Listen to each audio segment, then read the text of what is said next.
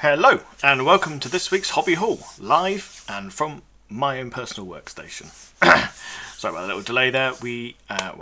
I had a bit of a microphone issue. As you can see, it's also in the wrong place. There we are.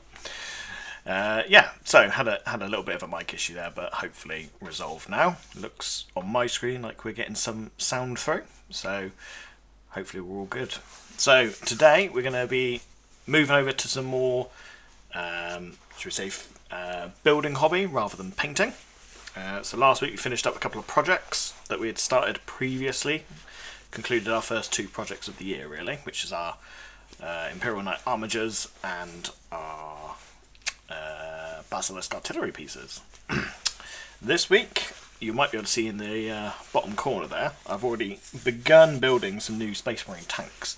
I've got a few more Space Marine tanks and some solar tanks to build today for some games coming up between myself and Els, and also because I'm going to be taking on the rather monumentous task of painting up her Night Lords army for Legions as well.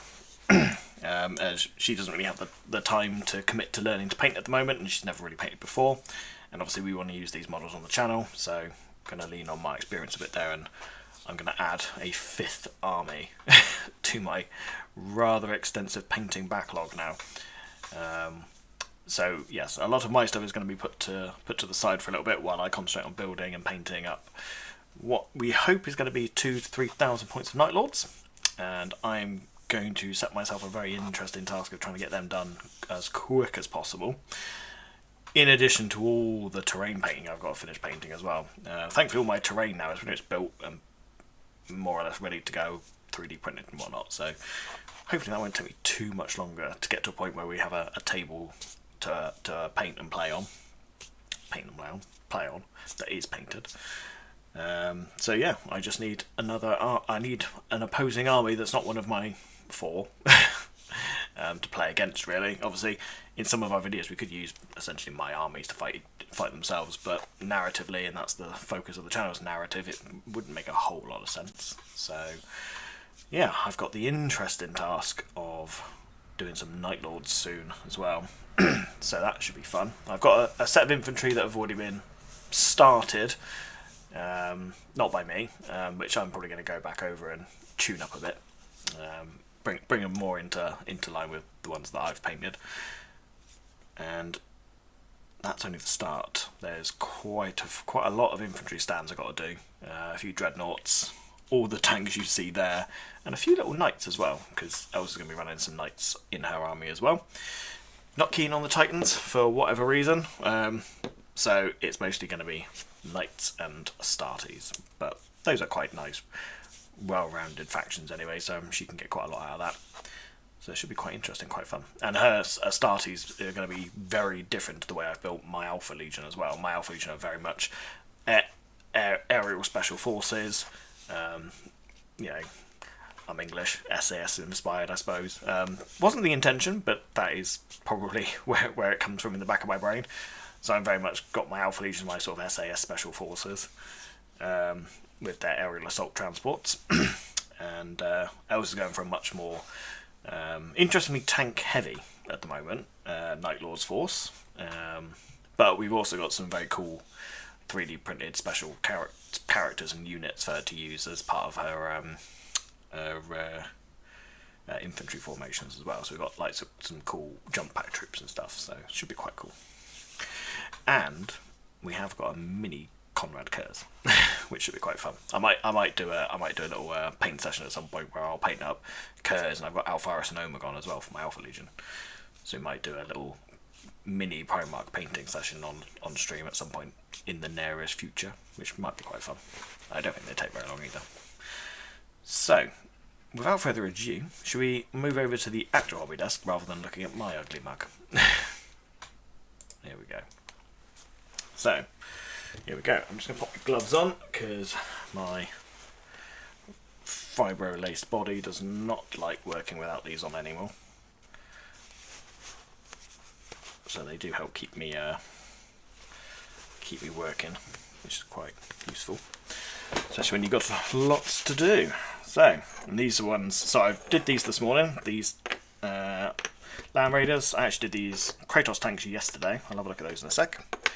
I'm just taking up a little look. Teeny tiny little Land Raiders with their little las cannons. These were actually ridiculously easy to build. Infinitely easier than what it would be to build the 28mm kits. But they come out really well. Some nice big panels. And what I like about the Astartes kits as well, which I didn't get in the starter boxes, which is very annoying considering I've got quite a large number of Alpha Legion now, is you do in the individual boxes get these transfer sheets which have all 18 legions on. Which I wish I had when I did my Alpha Legion, because I freehanded Alpha Legion stuff on all of my little guys, and that was, without a doubt, an absolute pain. So I'm really glad to see that I've got some Night Lords transfers here, which I can slap on these tanks, which would be quite cool. And they've got nice big doors there for some decals, and there's a couple of little ones as well, which might work on that front panel maybe. So I've got some options there, so that's going to save me a little bit of pain when I come to painting. I haven't quite decided whether I'm going to use much of the other stuff or whether I'm going to delve into the possibility of doing a few lightning bolts here and there. We shall see. But we'll come to that when I get to painting. So yeah, we've got 6 little Land Raiders, which is quite nice. We've got a little armoured transport formation there for Els to charge up her infantry in, which would be quite cool. She needs those. So we've already done those though, so we're just gonna grab the box and I'm just gonna pop them over onto my table, which is behind the camera. I'll pop that over there. And we'll also have a quick look at the Kratoses as well. I might just grab the other box. So what I quite like about the Kratos kit is these are turrets. They've got a very small contact point, but they do sit in quite nicely. So I'm going to take those off. It's a small contact point, but they do sit in rather snugly, and they don't really move around, which is quite good. And obviously once I start priming these up, they'll get a bit of paint layers on there, and it will help stiffen them up a little bit. I mean, the paint on the inside will probably grind away over time, but that's not really a problem, it's on the inside. And what's also very nice is these turrets. Now you could go to the effort of magnetising them. I did think about it, and I couldn't, I'll be honest, couldn't be bothered to try and figure out how to carefully get the magnets in the perfect places each time. So I decided I'd have a go at just placing them in, and turns out again they sit nice and snugly really, and they don't really flap about or move. If I turn it up it might fall out, but it's in there pretty tight. So I'm going to forego magnets for this one. I don't think it's really necessary. So I can kind of just hot swap these guns out. So we've got the, I think it's the Melter Blast Cannon or something like that. And that's the Kratos Battle Cannon. In fact, look, it's taken the whole turret off. So I'm going to pop that off and pop on the Melter. Job's a good one. So it works really well. So these Kratos kits are quite nice. Quite easy to hot swap. Now, I have noticed with all of the Space Marine vehicles, they've made it very easy to hot swap out. The Auxilia ones though, nah, that's much more difficult, and I haven't bothered on my Auxilia ones. They're all glued into place. You probably could go to some significant effort to try and get them all magnetisable, but certainly with Legions, I imagine I'll end up with lots of them anyway, so I'm not really too fast. And I've also got one of these tanks has been magged up so that it can be a tank commander.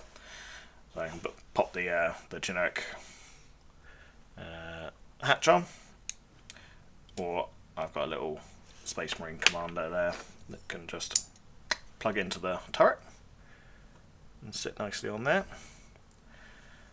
And I also I did notice as well the guy in the turret is a Mark III Space Marine. It's not a Mark VI like the rest of the infantry kits are for Legions, which is interesting.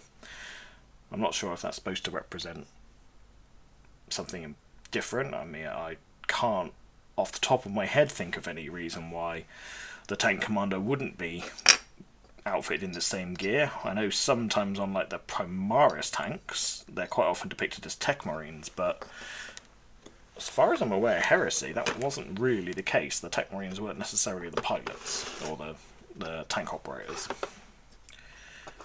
But that could be me guessing and getting things wrong, I'll be honest. But not to my knowledge. And I certainly don't think in the old original Space Marine pre-Primaris kits, the Firstborn kits, had Tech Marines in the top.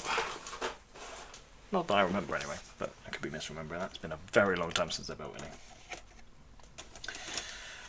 any. So, for my own kits, for my own army, which I'm still slowly picking away and building stuff up, I've got me Dracosian transports for my Auxilia, which I'd like to get done, if I got some time. But first off, I need some Sakarans, because Els wants more Sakarans for her Night Lords. And I say more because at the moment she's using my Alpha Legion as a sort of a training army. So she's learning the game with my Alpha Legion.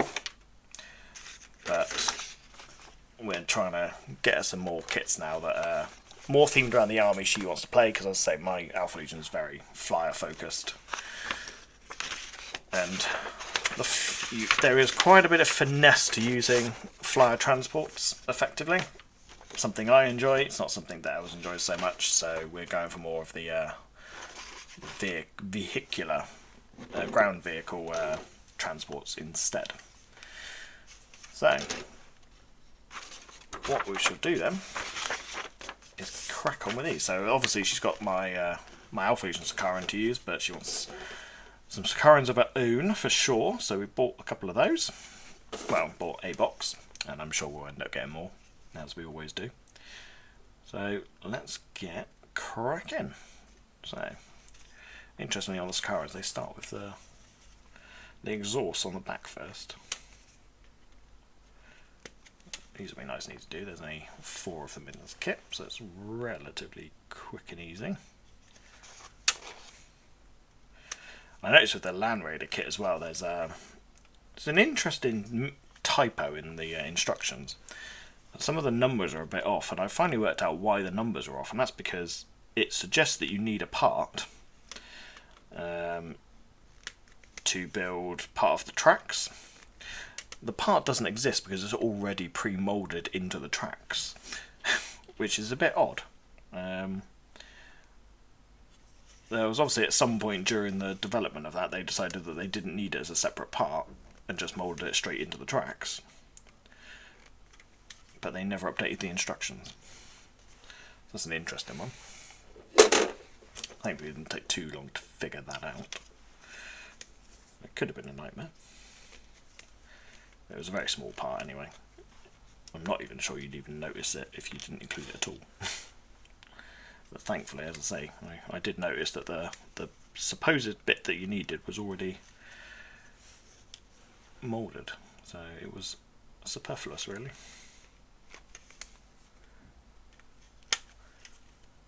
So we shall crack on with these, and to the best of my memory, because I've obviously built some Sakarans before, there wasn't any issues with the instructions there, so... I've heard that Games Workshop makes mistakes in their instructions sometimes, but up until that moment, I've actually never come across one. Which I don't suppose is certainly not a bad thing. I would imagine that's a bit of luck on my part. I think the most egregious ones I've heard about is there's issues with some of the Forge World models, which that is quite egregious, considering anyone who has watched any of my previous stuff will know that I find the concept of paying exorbitant prices for terrible resin. Yeah, I'm not a fan of that. So let alone those people who do have the willpower, so to speak, and the finances to buy an expensive Forge World kit, to then pay all that money and then also have instructions that aren't appropriate, is pretty baffling. Especially as those Forge World kits have existed for, in some cases, many decades. You'd have thought they'd have updated their their instructions by now. But hey ho, apparently not. Although Forge World is, is Forge World technically a thing anymore? That is an interesting question, because obviously there is no Forge World website anymore, and none of the kits are labelled as Forge World, to the best of my knowledge. Don't know if they still come in Forge World packaging, because I've never bought one, and I don't know anyone who has. I suppose anyone who might have been to Warhammer World might have seen them, because last time I went to Warhammer World, they did have Forge World kits on the shelf, which makes sense. Obviously, it is Warhammer World. That's where it's all made.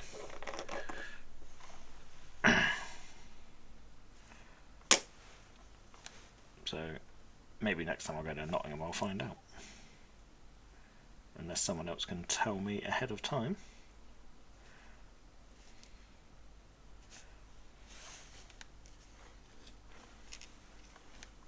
So when I'm working on these kits, I do tend to follow the instructions in so much as if they say build this and then build the next bit and then build the next bit, that's what I'll do. I know some people madly go ahead and like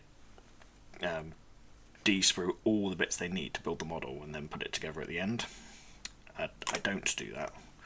Mainly because that extra little bit of time between clipping parts and cleaning gives the previous set of bits you've glued together time to cure off and bond, which I also believe is probably the intention of these kits and why they suggest building them in that way.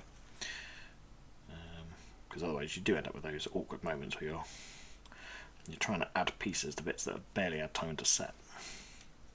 Not quite so bad with the plastics when you're gluing plastics together, because they bond quite quickly.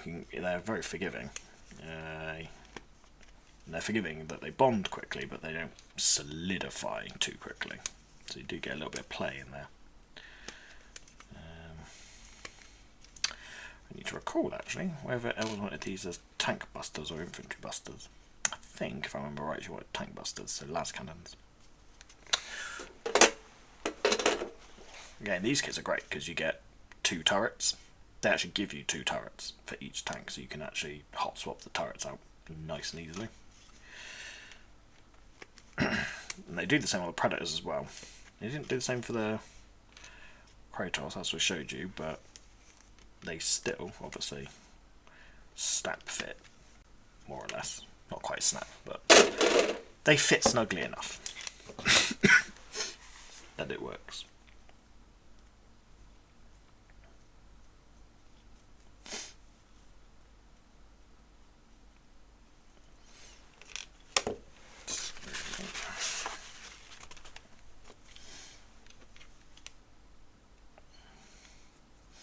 I've just realised I've cut these bits out. I'm supposed to also cut the bottom of the chassis out as well.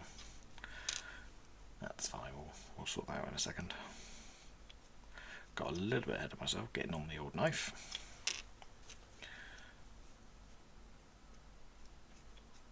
This is the way I like to take off my tabs, sprue tabs. I also do it sometimes if there's any egregious mould lines as well. I just run the blade along,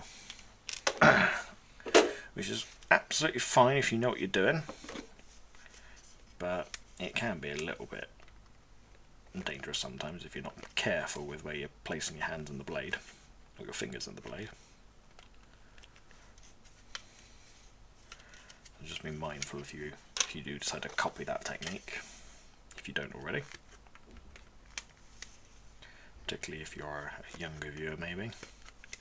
Just be a little bit more conscious of what you're doing.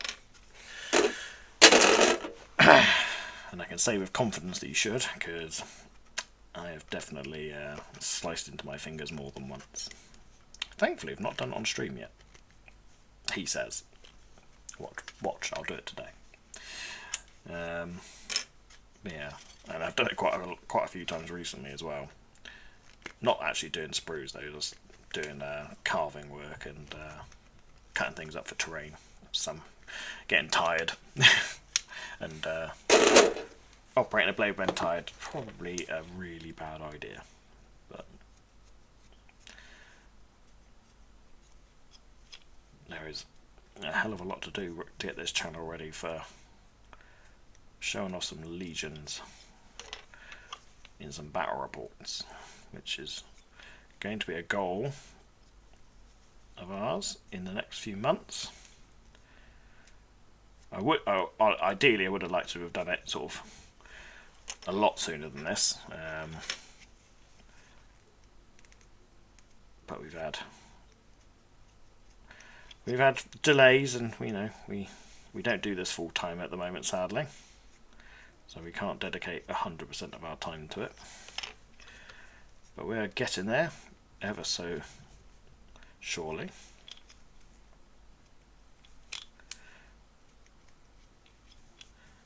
I've almost got all the terrain done,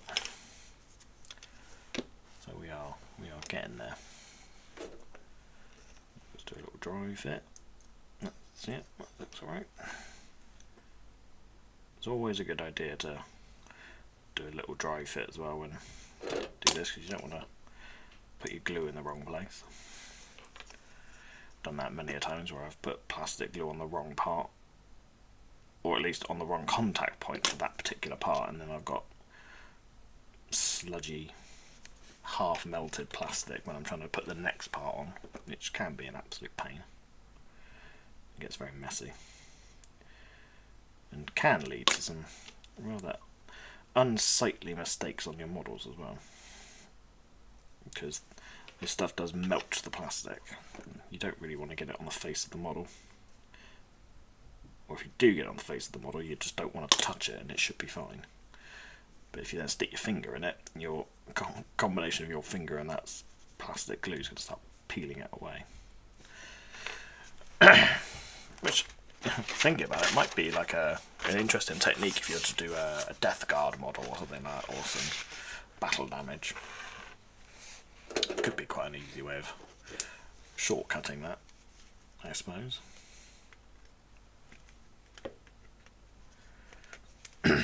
Just seen the new Angron Transfigured for the Horus Heresy as well, which is looking very cool. I really like it. It's a very cool model. Sadly, Forge World plastic, Forge World resin, so I ain't touching it. Not unless I can pick it up at a much more reasonable price. Like the price that they'll sell it for. Because I can't remember how much they sold Fulgrim Transfigured for. Do you know what, actually? It's a good point. I'll explain why it's a good point. But what we'll do is we'll actually we'll look at it together. Hang on. Let me switch to my browser tab. Here we go. So you can see what I see. Let me just check. We're a little bit misaligned there. There we go. So you can get the whole screen. So let's just have a look at the Horus Heresy. Let's go to Traitors, Emperor's Children. There's Standard Fulgrim. We want to find the Transfigured Fulgrim. Have a quick little nosy. 100 odd kits. I would have thought it would have been closer to the top, but apparently not. I probably should have gone to the filters bit and saved myself a bit of pain. But we've committed to the scroll now, so we're scrolling. Yeah, literally right at the bottom, because he's temporarily out of stock. Okay, so £182 for this kit. That is a lot of money. That is a lot of money. Now, I wouldn't pay that. Not a chance. But I have seen in one of my local second-hand stores a fully painted version of this model for £140. It's cheaper than buying it outright, and it's painted and to a good standard as well. Yeah, I was very, very, very tempted to pick it up because I knew it would be around. I mean, it's more expensive than I thought, so it's cheaper than I thought. It's very tempting. Problem is I can't really justify paying all that money for a model that's going to sit on the shelf because if I did that, then I'd feel obliged to start doing at least some kind of Emperor's Children army.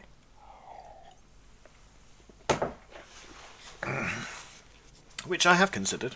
I have to say, it has crossed my mind. I have thought about doing like a big Chaos Undivided army. Or a big, not Chaos Undivided, but a sort of amalgamation army of just doing all the Chaos armies. And just going full Chaos, because Chaos is quite fun. But I haven't committed to that idea. And I don't know that I ever will. I might do one day.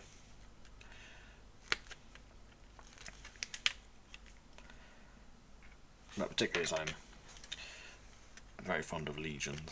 It's not really a high priority concept for me at the moment. And I've got loads of 28mm kits that I need to get through before I even think about buying any more. He says, before probably doing the exact opposite of that one day and buying more.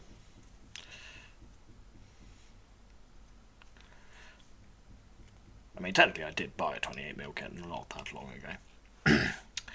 But I bought it to convert into an 8mm kit. I bought a Imperial Knight Castellan, one of the Dominus class knights, which I'm going to use as the basis to convert my own Imperator, which should be good fun. And I bought that with the full intention of cracking straight on with it and doing it as a video and whatnot. And yeah, then I realised I had a table's worth of terrain to paint, and Christmas came up, and I ended up with several thousand points of Legions models to paint up. And now I'm also doing a Night Lords army. So my Imperator is probably going to be on the back burner for a little while, until I decide to just go for it. But I do want to kind of leave it as a treat for myself when I finished all these armies. My big sort of project to cap off my pile of shame. As there is a... Sadly, my pile of shame went from 0 at Christmas to lots. I say sadly, I'm obviously very happy to have lots more kits to play with, but... It is a lot in one go. It's quite a daunting prospect. But I get through it pretty quick, in fairness. I'm hoping I can get this Night Lords army done relatively quick. So I think I'll be doing quite a lot of it with an airbrush.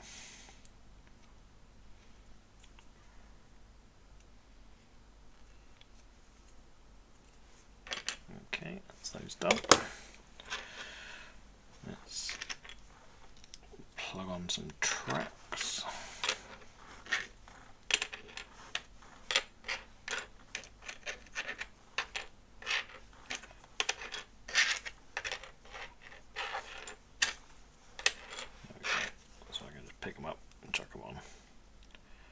See where the glue tends to sit, so yeah, so I think it'll be easier. Yeah.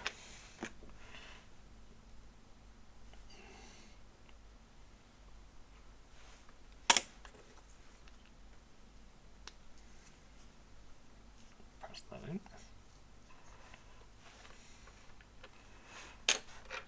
Might just do each track.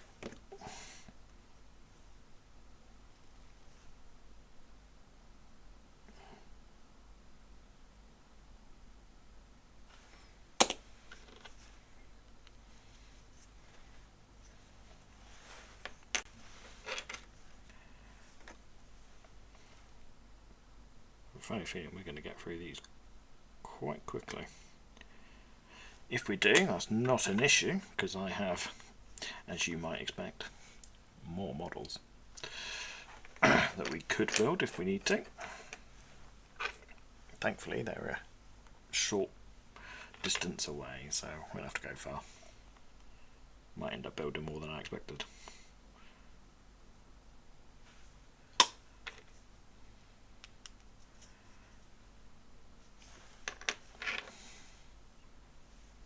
Do the same on this side out.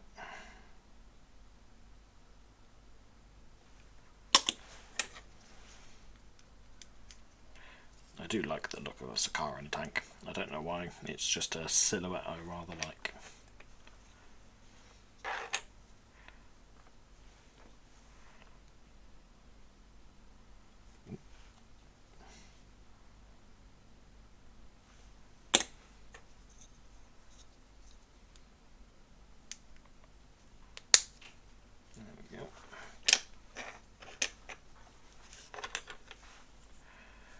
I've been thinking about other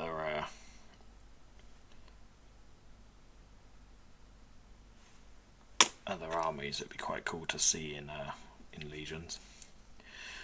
Now, when I see other armies in Legions, I'm talking about, you know, if Legions was in 40k, because we're going to be setting our games in the 40k timeline.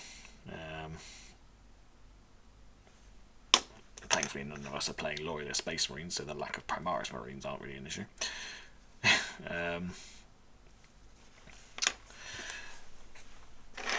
And I'd definitely like to see Tau. Tau would be quite cool. I think you could do some really cool things with Tau.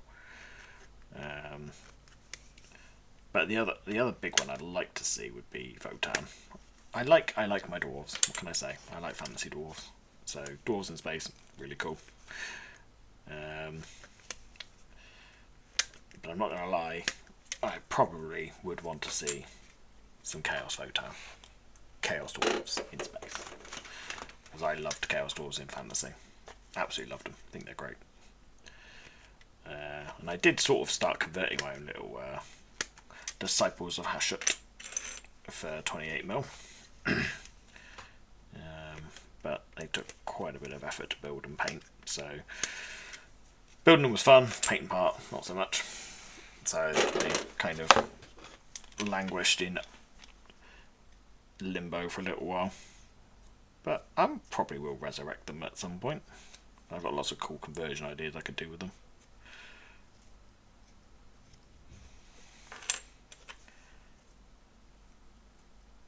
So I would like to continue them at some point.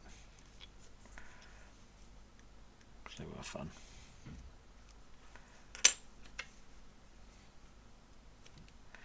Maybe one day we'll see something similar for Legions.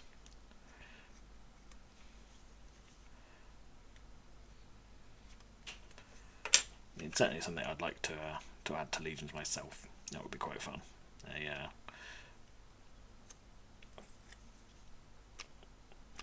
custom army.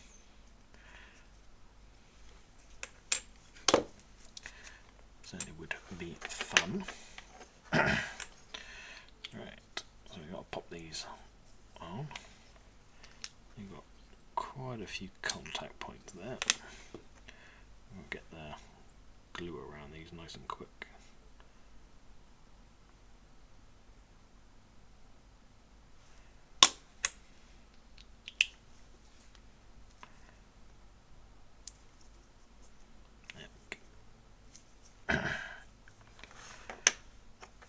So they start to come together very quickly.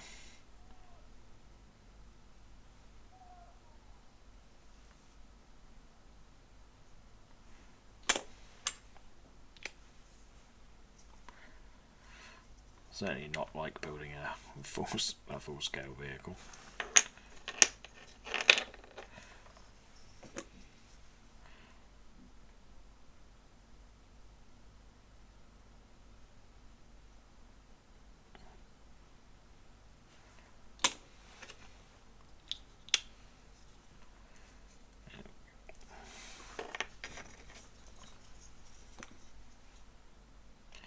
Would like to get back into some proper conversion work at some point as well. That's what I enjoy. I do love conversion work. It's a lot harder to do for Legions. It's the only thing about Legions that I don't get a lot of, is the ability to do conversions. So it's just a lot harder to do, really. It's only doable, but I don't think the payoff is quite as rewarding, because there are limitations on what you can do. Right, so that's that done. What we're going to do next. Okay, so we're popping on those bits we created earlier. This little smokestacky thing. I don't know really why they just chose to make you do those first. It almost seems like it'd be better to do it at this point in the build. But apparently not.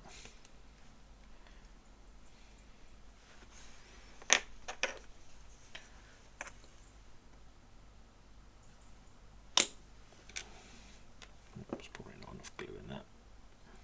There we go.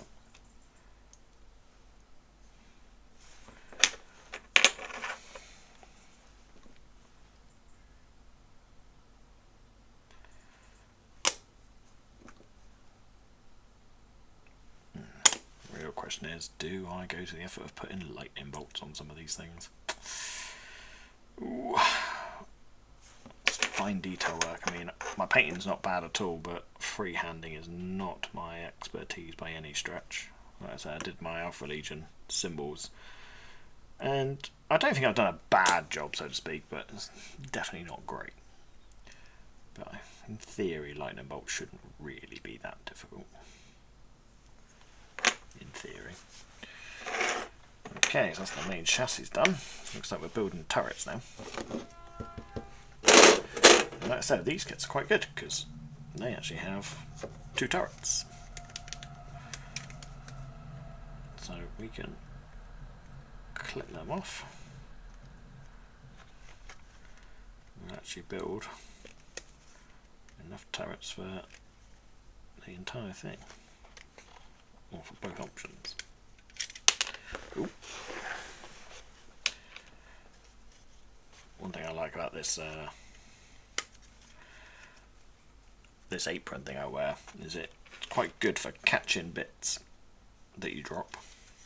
I don't know about you, but I'm forever dropping these small bits. And we've got a carpeted floor in here, not my choice.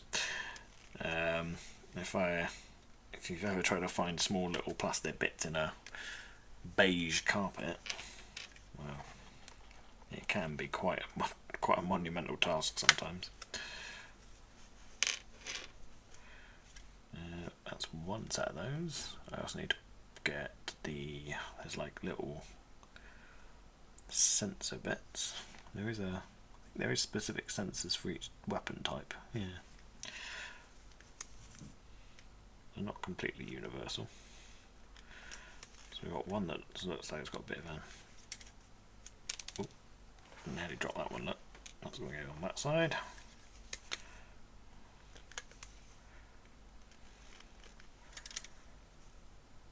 That's going to go on that side.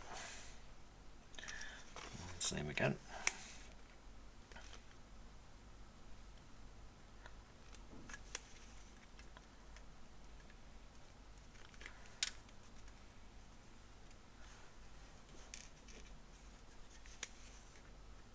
We base all of our tanks as well. These guys aren't going to be on their bases for their first game because I've got to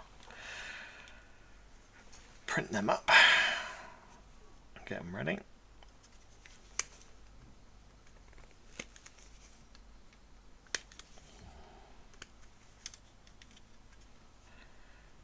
So that is that side. I'm going to try and place everything on the table in the right order for me to build it, because that is going to make life a lot easier in the long run.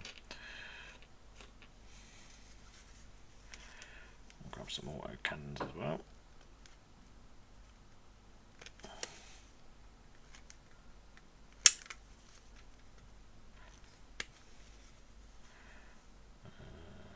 Which way is that going to go? I think, yeah, it goes that way.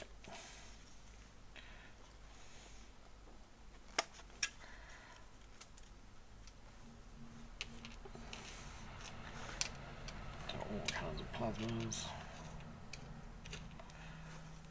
Okie dokie, and then same again for the other one.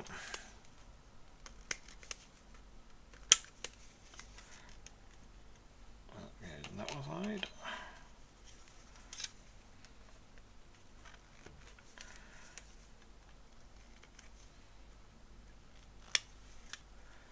So this is all the bits just for 1, 2, 2 of these tanks. I've got to do the other sprue yet. That's that side.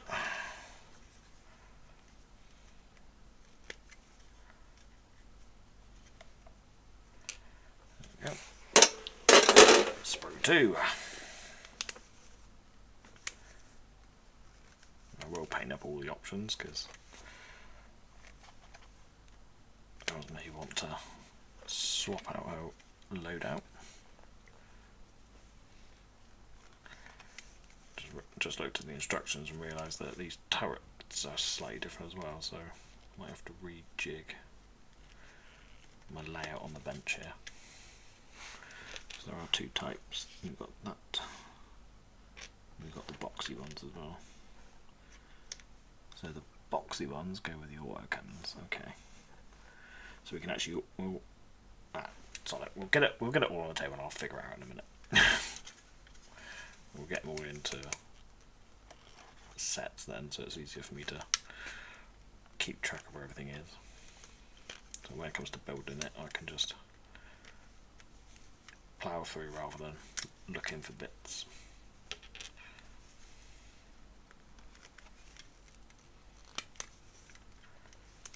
Keep things left and right though.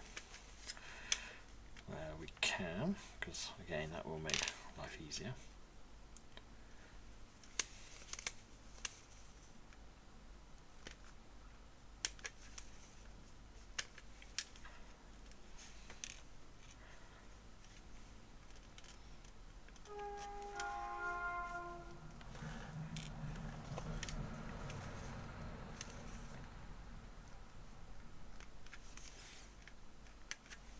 Tell you what, another army that would be really interesting for Legions would be Genestealer cults. Love to see what guerrilla warfare at this scale would look like. It could be very interesting.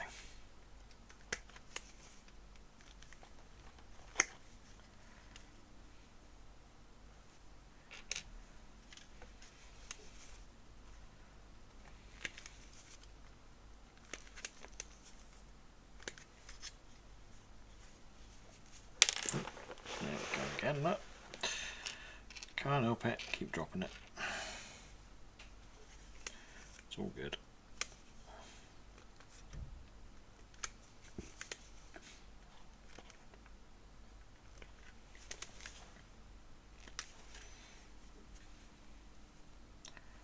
Side.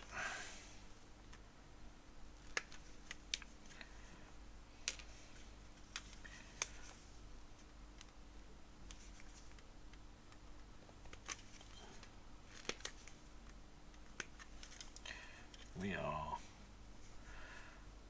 going to be plowing through this very quickly, I think.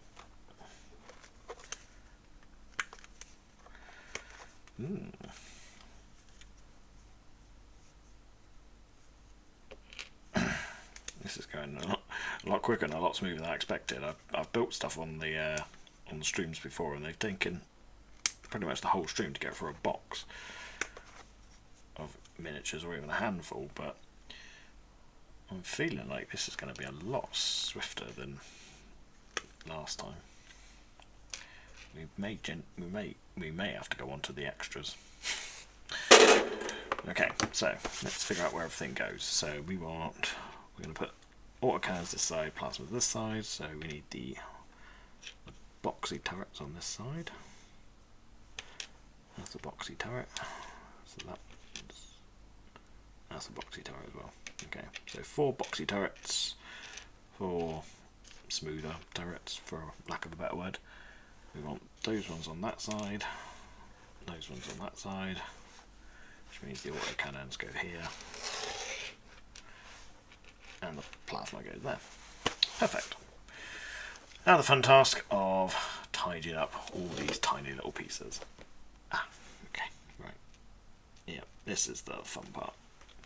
By fun part, I mean nerve-wracking part, as I'm trying to hold these teeny tiny little sensors and scrape away those sprue tags.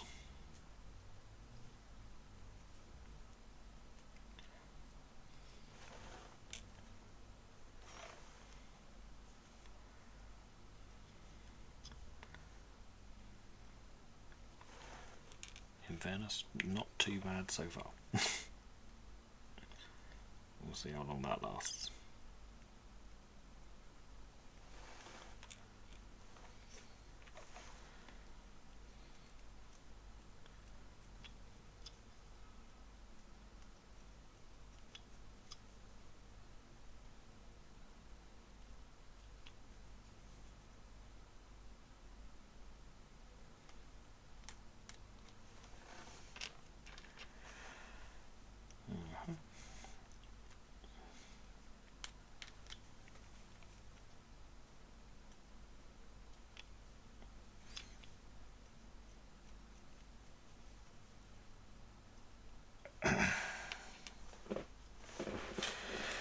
Don't know if there's any recent news or developments for Legions or anything like that.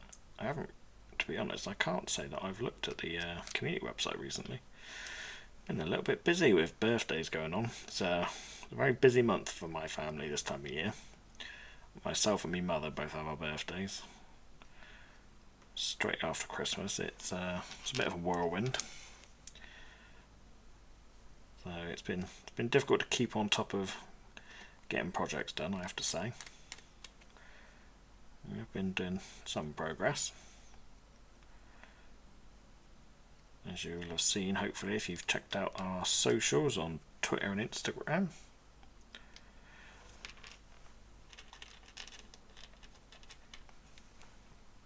And there is much more to come in the following days and weeks.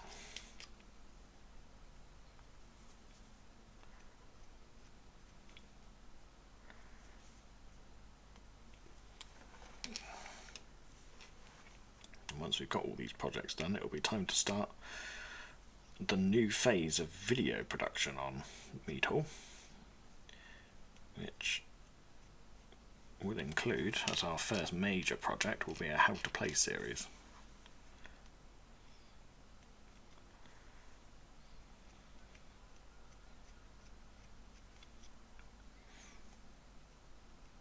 So we want to try and help introduce people into Legions, a bit of how it's done.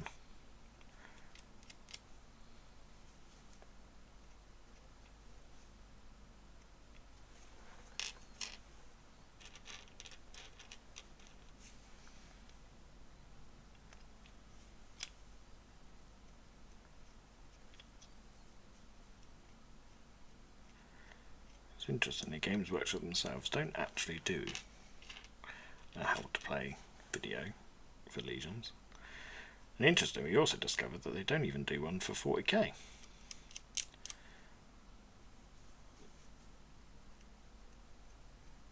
And we think there is one up there for Kill Team, but we're pretty sure it's the old version of Kill Team, not even the new one.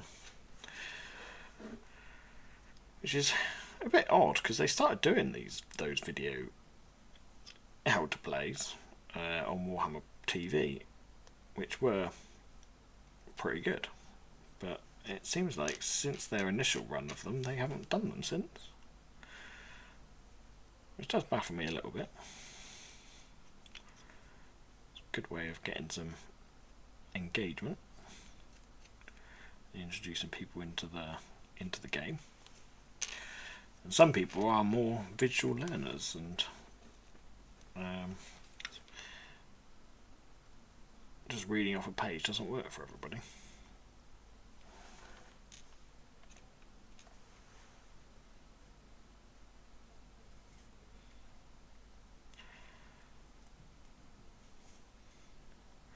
So we're going to endeavour to fix that for Games Workshop.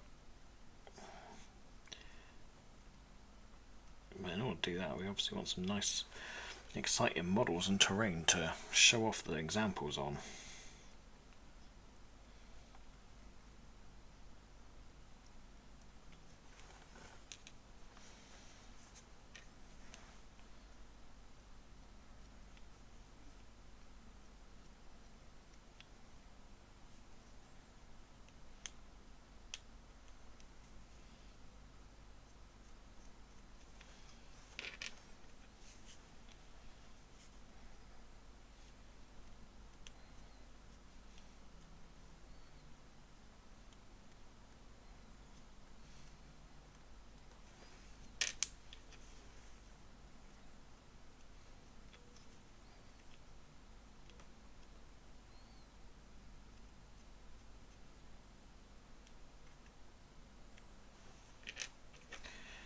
once we've done our how to plays, it will be starting to look at battle reports. I think that will be the next big one.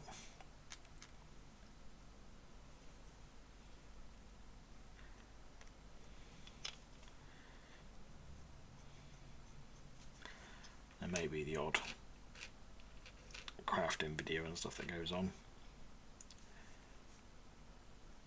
Like I said, I will probably endeavour to record the process of how the Imperator was made.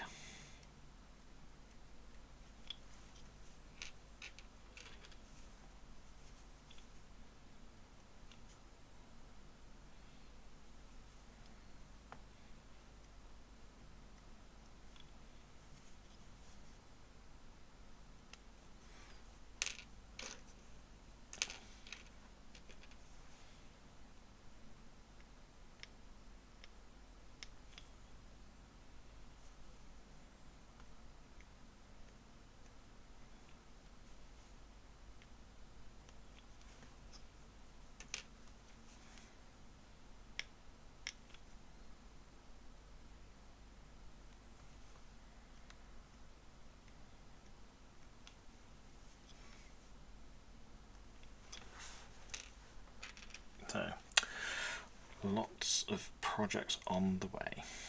I'm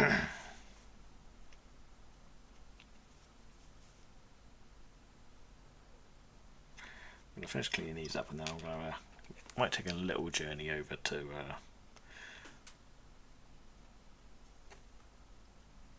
the community page just to see what's been coming out for news in the recent weeks. See if there's anything topical we can discuss on there while I'm chopping away. That's what we need. A bit of a topical discussion.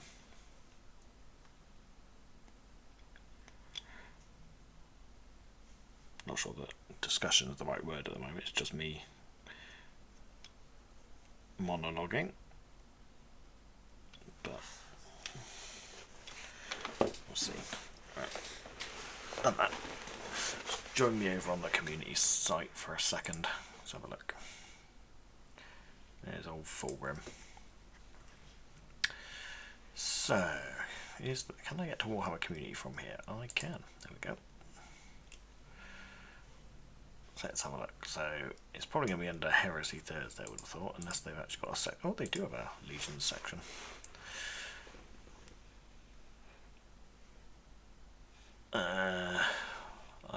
All things Legions Imperialis news. Is that read time 7 minutes? Yeah, it must be, because they definitely didn't release all of these in a few seconds or minutes of each other. So that's the most recent one, I'm assuming. We click on that. That was from January 20. Yeah, the 4th of January, so the start of the year. What came out? What was interesting about Legions? Not seeing anything so far. Blood Bowl and Age of Sigmar. Oh, here we go. Okay. So they released some individual boxes. An infantry box. To be fair, I didn't actually. That's how out of touch I've been in. I didn't even realise they actually released the individual kits. Oh, did they? What? I know they took it down. Fears of reputation. This classic Forge World resin kit is now packaged with its pair of obliterators. Okay. Okay, so they took it down and re-released it with the weapons included.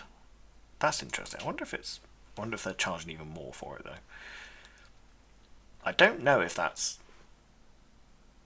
more expensive or less than when it was previously on here, but for 40 for Forge World, that's not the worst price I've seen. Although, from my understanding, it's also not the biggest kit in the world either. So maybe it is more expensive than it should be, but At least you don't have to buy all the extra bits now. That's quite nice. I will say that's an improvement over what it was, from the look of it, anyway. Okay, so we've had no Legions news this year, really, apart from that release. So, okay. What about Heresy? That might be more enthusiastic. Obviously, Heresy Thursdays. Angron ascends the Conqueror. Well, and the Conqueror's captain, who is well beloved, I think, from the Heresy series. Oh, hello. What's this? Mechanical game be getting some interesting bits and pieces, haven't they? Not a whole lot of new stuff, so to speak. Obviously, transfigured Angron, very cool. Will that translate to Legions at some point? Maybe. I'd like to think it probably will. However, this is interesting because I don't think this exists for Legions at the moment. This big tank. I don't recall seeing these in the Mechanicum release. Missile thing. Okay, some more infantry options there. So that is interesting. Let's have a quick look and see if those things are actually already out for Legions. I doubt it. I don't recognise them. There you go. Straight away, Mechanicum kits. Are those the only 4 boxes they have at the moment? Legions Astartes. Here we go. So, what have we got? We've got the infantry box, which comes with all your thralls and a few characters, I think. It's normally the way. Looks like you get a few mid-range robots and a few infantry stands, some priests by the looks of it, and then potentially, is that 4 heroes or 4 commanders? That seems like a lot. Like the two you get in the other 2 infantry boxes is probably too many. Archmagos, Primes, Myrmidon Hosts, Tech Priest Auxilia. Yeah.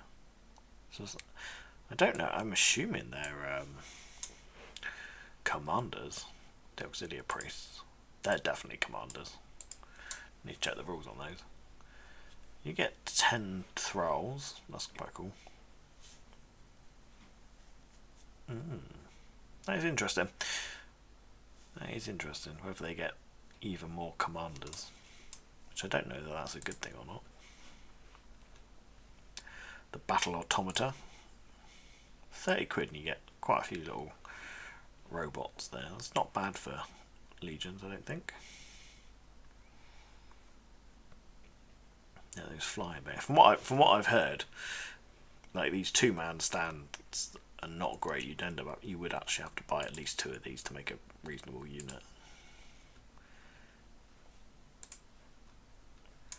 4 of those though in one kit. That's quite nice.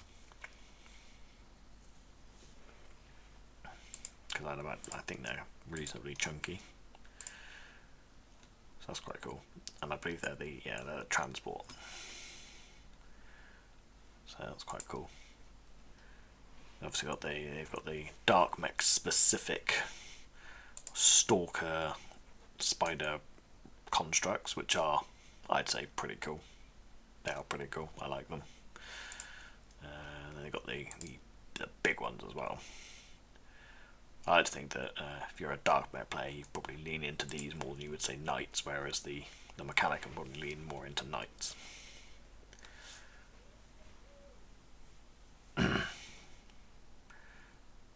Okay, you get a box of Siege Automata, which is quite cool. Yeah, so they don't have a lot, to be honest. They really don't. That is a nice kit though. That there, if they while they last, if you're gonna get them, this would be the kit you want to go for. I think. I'd almost say get two. That'd probably give you a hefty chunk of an army straight away. And to be fair, that is almost every kit as well, if not every kit that's available right now, and for a decent discount. Obviously, if you're going dark mech, you'd want those as well. But to be honest, if you were going dark mech, I'd still buy that. I'd probably want each of those, if not more. And if you want to go big, I'd still get two of those and those. Whereas if you were going big for loyalists, I'd get two of those and start a night household.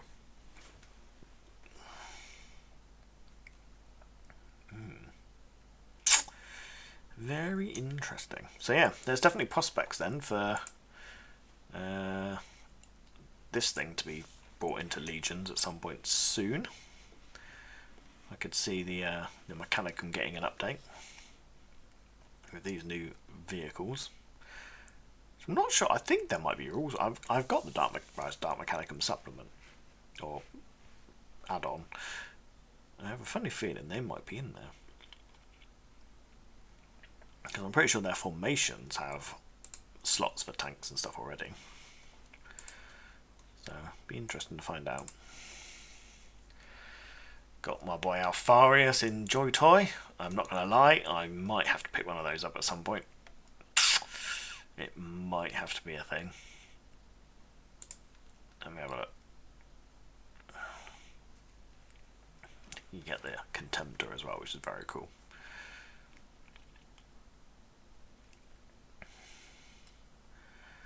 Do they have a link to where I could get one?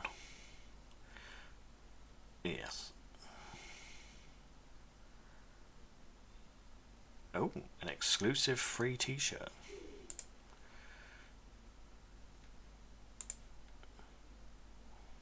Oh, £140 though. Ouch. Oh, ouch. Okay. Maybe not. I want one, but that's a lot of money. That is, yeah, £140 for a toy that will just sit on a shelf. Yeah, I want it, but if I was going to spend that much money, I'd go and find that Fulgrim that I found, paint it up and put that on my shelf instead, I think, because at least I could potentially put that in a game one day. Okay, that's enough of the old browsing. Let's get back to building some tanks. Gonna need a quick drink though. So let's carry on, shall we? So right, so I'm going to pop these vehicles together now, all these bits and pieces. I'll start with the plasma turrets. And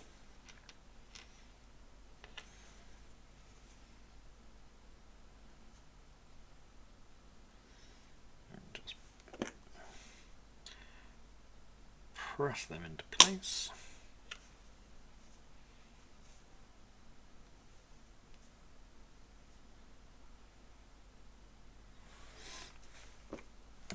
The little sensor on the front.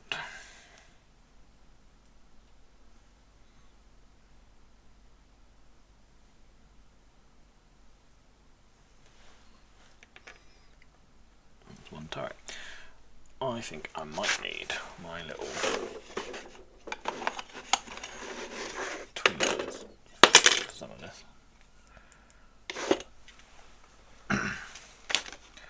You can find sometimes these are quite useful when you're trying to put certain parts together. I also know from experience that these, if you don't put enough glue on them, they do just fall apart.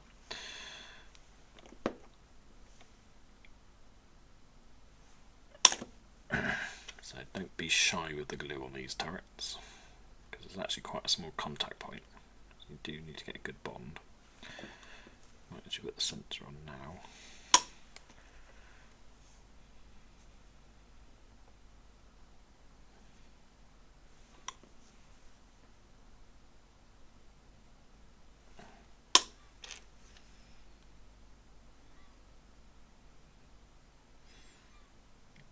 Press them to get rid of it. Try and get the plastic to fuse.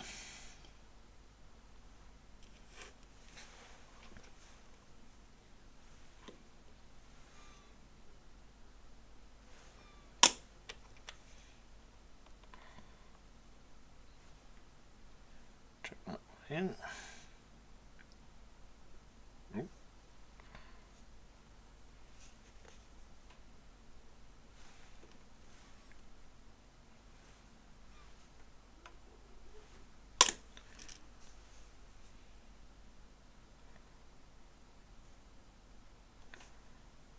Might just need to take a little break in a minute so I can restock on my drink a minute, because been monologuing a little bit and I need might need just a little bit of refreshment. So we'll get these bits done, then we'll take a 10-minute break, I think, just for me to get a new drink. It also gives these turret pieces a minute to solidify as well. I think I've got to work on these a bit. Actually, to be fair, I think there's only the hatch to do on these.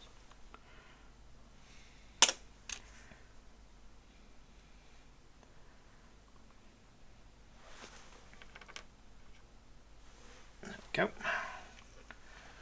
I've got to do the autocannon turrets now. Uh-oh. Caught on the apron again. Told you, it's great. Now these things hold a bit better because they're sort of shaped a bit more to the turret compared to the plasma.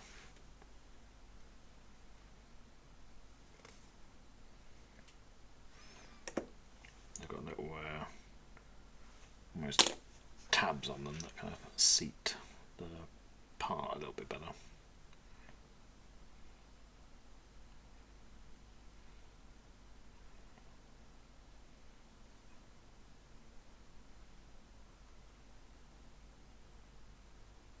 There we go.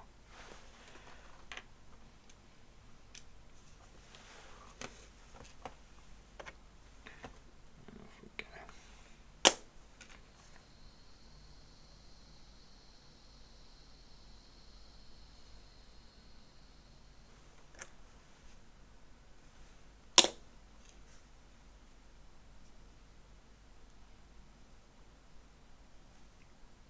Put that in there.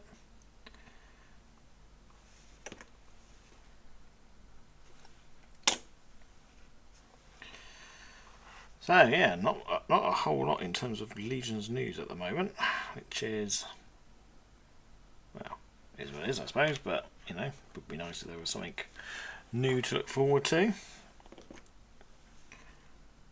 It's definitely the more niche of the game systems at the moment, but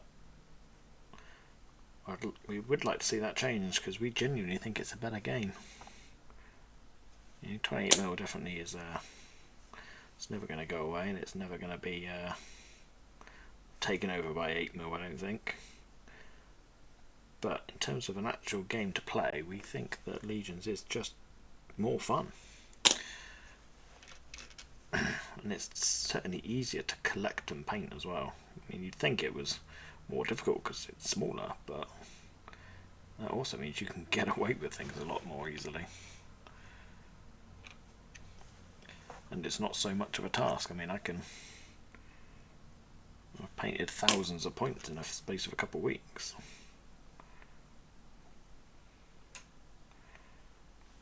Most people can't paint thousands of points at 28mm scale over the course of a year or more. I mean, I can't. Still haven't painted up that many, I don't think.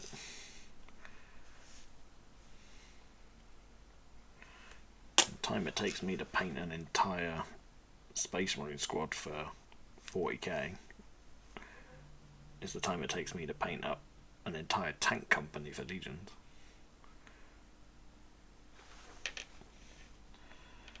Right, there we go. So, right, we'll let those turrets set off. Oh, hi mate, how you doing?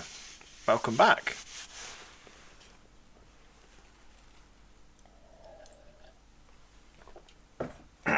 Caught me a bit earlier today.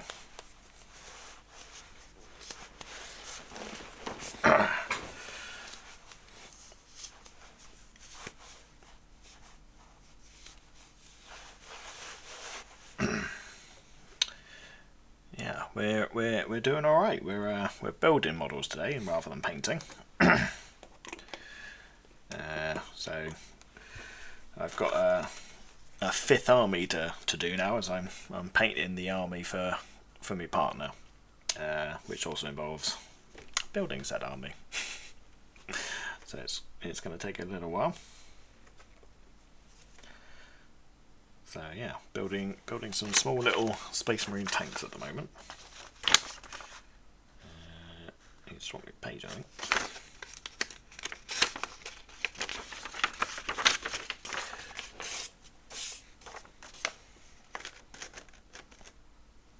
There we go.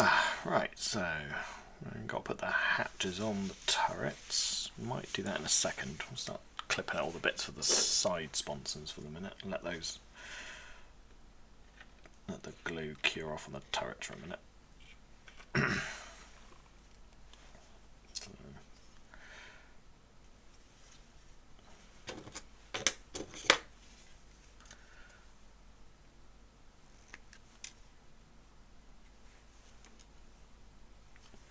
So how are you doing yourself, Nova? I'm gonna shorten your name there just for ease there. I did notice that you've followed us somewhere. I can't remember where it was. I did see your name pop up somewhere.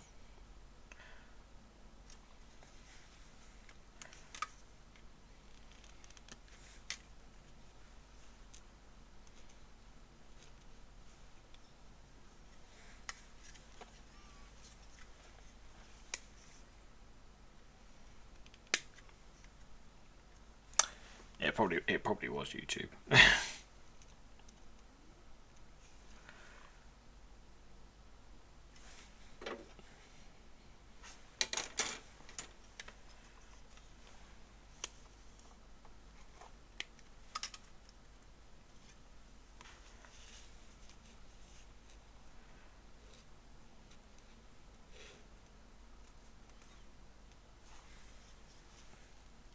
Don't know if you found anything of interest on there or not. Some of our newer videos are certainly better. I think some of our older ones are a little bit ropey.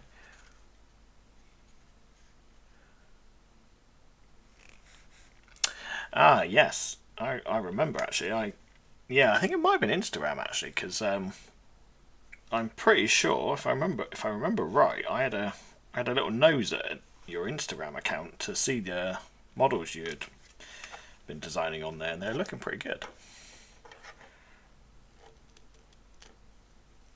You have to forgive me. I can't remember exactly. I remember actually going on and looking.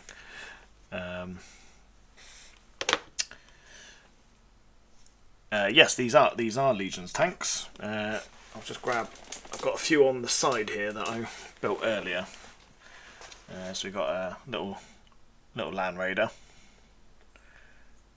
there, which I built this morning before the stream. And then we've also got a Kratos tank. If it will focus a little bit, let's try and get it on the camera.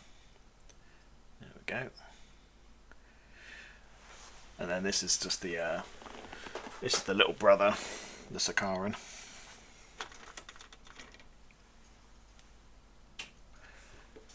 That's just a selection of tanks on your Instagram. I take it by that statement then that you've got other stuff somewhere as well, or that you've been working on other stuff.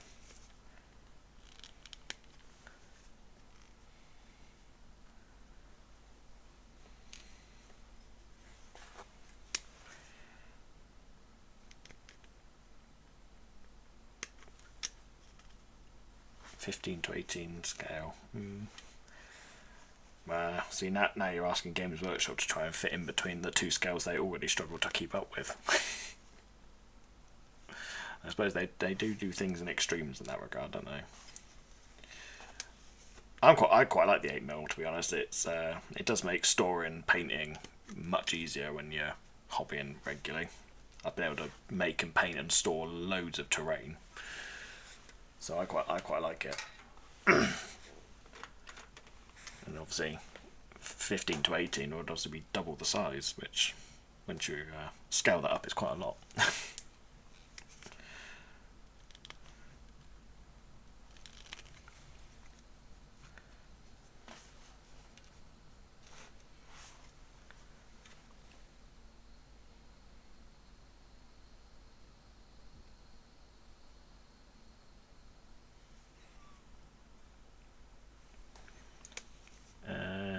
Okay.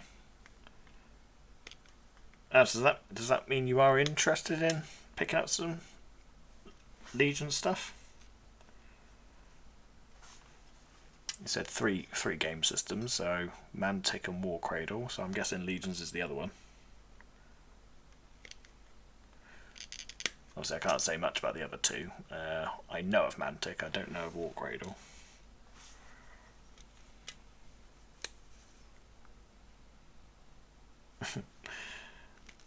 Well, I can the starter box, I have to say, is for the Legion starter box is really good. It gives you a nice mix of stuff. For Games Workshop prices, very good. The only slight downside to it is, yeah, no, please do feel free to put a link in the chat. Yes, the kit itself. Or the starter box for Legions, it's a little bit odd because they put like half a spur of tanks in rather than the full set. So it does kind of encourage you to buy 2 boxes to get like the full set if you want to get into it. If you're not too fussed on that, I would say just get the one. We bought 2. Oh, hang on. That's my automated bot stopping you from doing that. Hang on. Can I override it? Will it let me override it?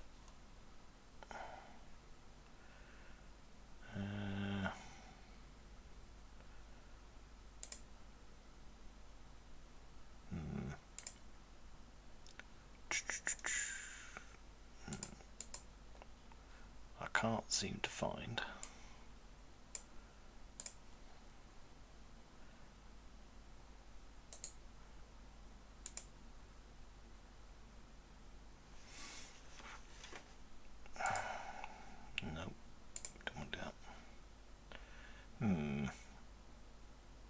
Okay. Yeah, the Autobot's not gonna allow it, and I can't figure out off the top of my head how to stop it from doing that. Okay. Sorry. Yeah, it's obviously so John from the team set it all up so that he's obviously set up to not allow any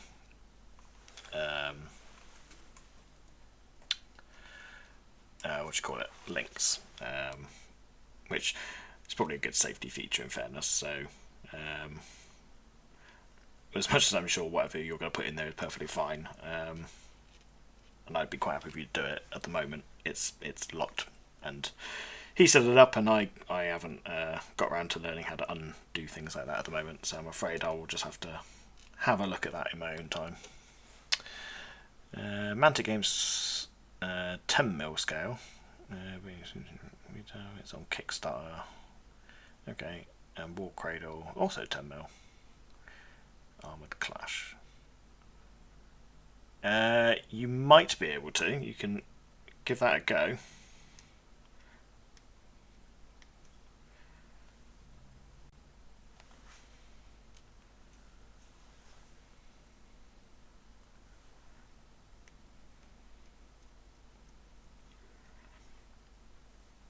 be honest, I don't really know what Warpath is, to be honest. Are they fantasy style games, or are they science fiction? Obviously, I'm assuming they're their own IPs and stuff.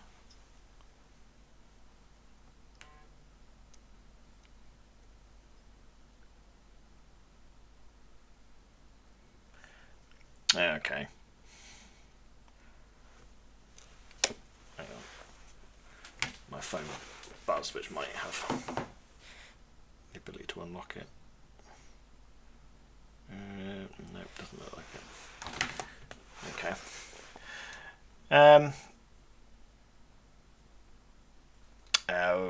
We don't have an open Discord at the moment. You should be able to send it through Instagram though, because you've got us on Instagram.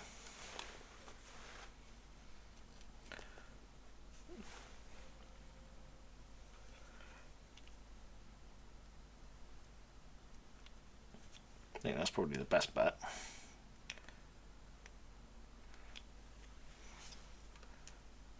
We have been looking at doing a publicly accessible Discord, but we haven't actually got around to doing that yet.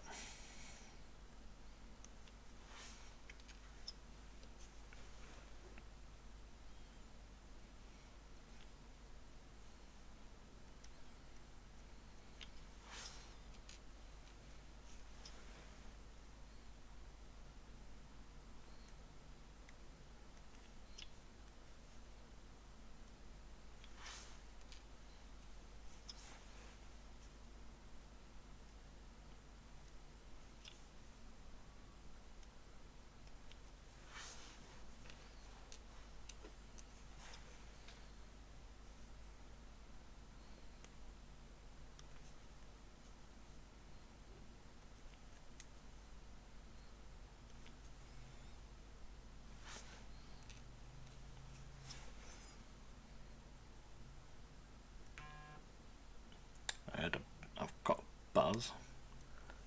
Ah, yes. I shall just have a quick look. Just let me tidy up that sprue tag quickly. When it's all done, so I can glue them all together in a sec. Let's have a look.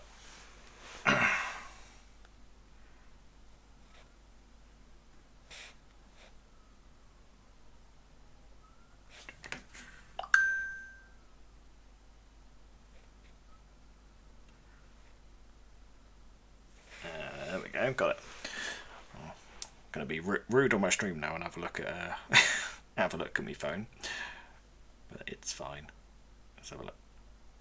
Armored clash. So, from, is it gonna link?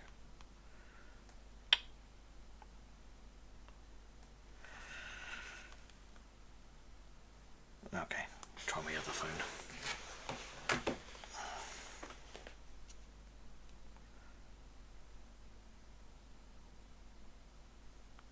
Right, open link. Yes, continue. There we go. Reject. Oh, the battle for Singapore. Okay. So look at this. Can I zoom in? There we go. Okay, that's interesting.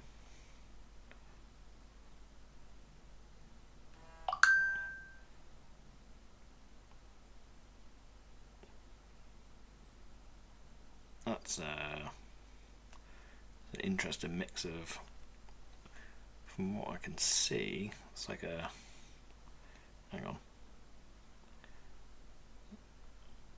It's just like a sort of historically influenced sci-fi, maybe, like almost steampunkish.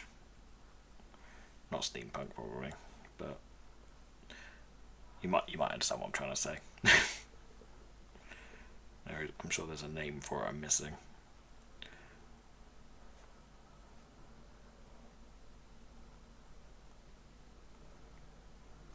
Yeah, like some historical elements mixed in with modern tech. Not dissimilar to the concept of Warhammer and their Gothic Romans and stuff like that, but with tanks. That's quite cool. That's interesting. I take it that's all. Is that 3D printable?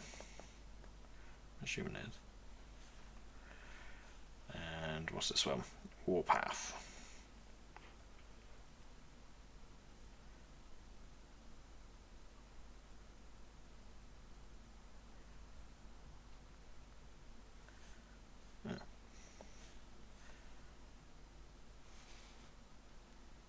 Well, that one looks much more sci-fi.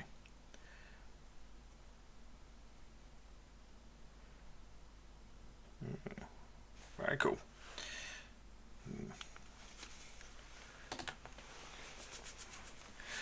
Well, definitely looks like some interesting stuff there. If we get John on the chat on the stream, hopefully at some point, he will be well up for having a look at all that kind of stuff. He is big into the niche games, or the niche games. Obviously, Legions are quite niche anyway.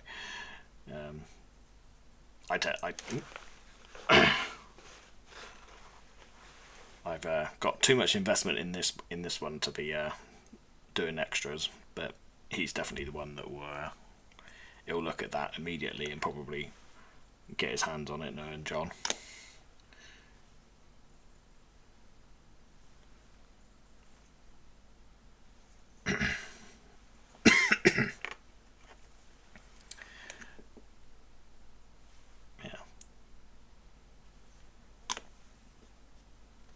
Very cool. Thank you for sending the links. I shall probably have a little bit more of a gander at those, and I will shoot them over to John as well, because if he's not already seen them, he will be interested. He's big into that kind of thing.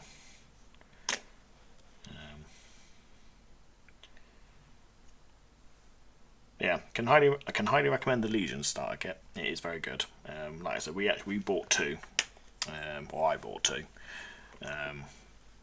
because I knew as soon as I bought the first one, I was fully involved and into it. So I wanted to get the full kits of all the tanks, because you only get half kits of the tanks in the starter set.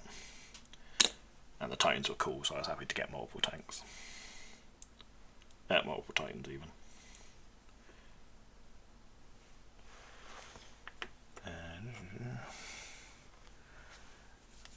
Yes, I've heard of Drop Down Commando. I have seen it. I quite like. I've bought stuff from TT Combat before, some of their MDF kits, before I moved over to resin printing everything. Yes, I've heard of those. Is Drop Zone Commander's the ground-based one, but they do a fleet-based one as well, don't they? Is it literally Drop Fleet or something like that?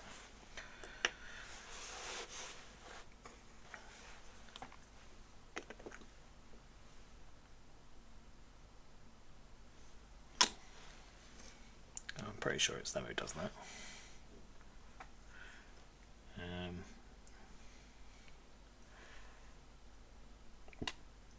Because I think that's the only other sort of game system I'd probably get involved with. Again, it probably will be a Games Workshop equivalent, because they used to do Battlefleet Gothic, which was the starships skirmish game. So you had literal, fleets of spaceships, which I'd love to have my a fleet. And again, terrain-wise is, I would imagine, be relatively easy to accommodate. So if they ever re-released Battlefleet Gothic, definitely would want to add that to our Legions stuff, because I could see some very cool narrative games where you've got your space battle that impacts the ground war and vice versa. I think that would be very cool.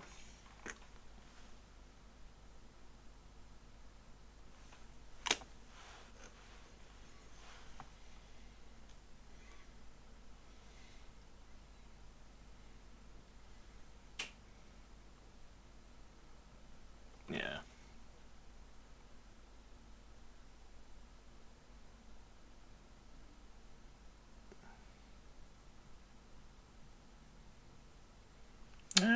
Yeah, so they have got a big system then, all sorts of stuff.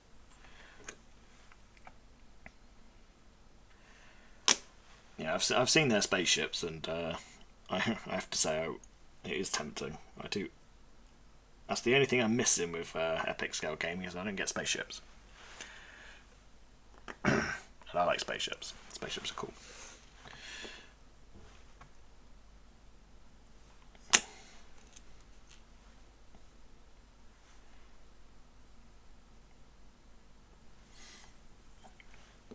Actually, or someone who's a 3D modeler. I'll show off a little project I've been working on as well. So that seems like an appropriate point. So I've been needing some objective markers for legions. So I created this very simple little thing, which was digibast. It wasn't my own thing. Probably doesn't show up on camera very well, this one, but it's designed with this little flag that you can just slot in and out. That was created from other people's parts. There's a spare empty flag there. So I printed that off as a test bed, and then I decided I'd actually have a go at 3D modelling something for myself. So I actually created this one. Now, I have to excuse the fact that the print failed on the base, but the front of it's fine.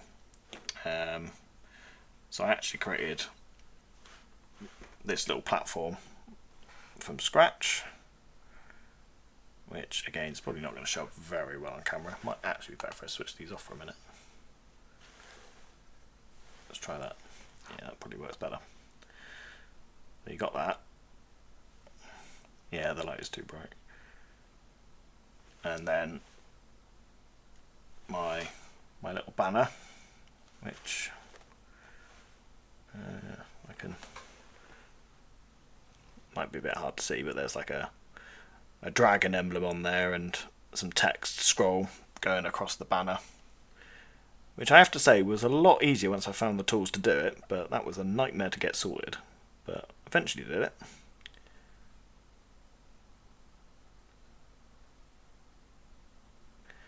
Yeah, so this will be these will be featured on the channel eventually. I'm going to do ones with the symbols for all our armies on. Just use Blender. That's what I'm used to using, so I've been learning Blender.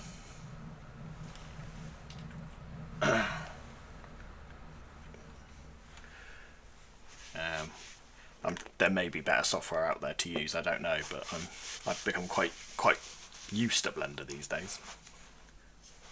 Okay, yeah.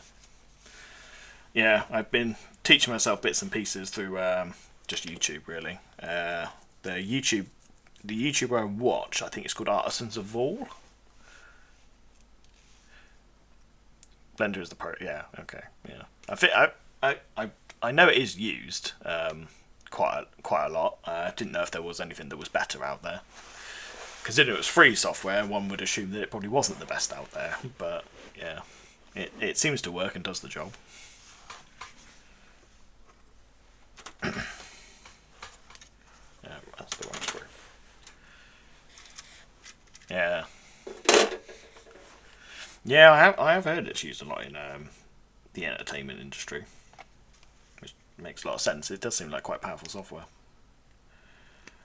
I don't know what hardware they must be using to run it though, because I've got a pretty nice rig, but even that struggles with the physics engine in Blender, like really struggles.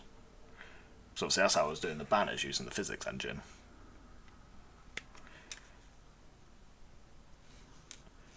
And it seemed to struggle with it.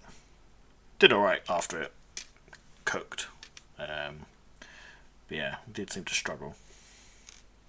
Which I'm not used to, because I play a game called Total War, and I've got mods on mine that massively increase the model counts and all sorts, and I've got it all set to high graphics, and you've got magic going off and colours and all sorts. Runs that hitch. I've got something like 20,000 entities on screen. Not a problem, runs that fine. But Blender, animating a banner, struggles. So how people use it to animate scenes and stuff, I've obviously got something set up wrong, or they're using some serious processing power.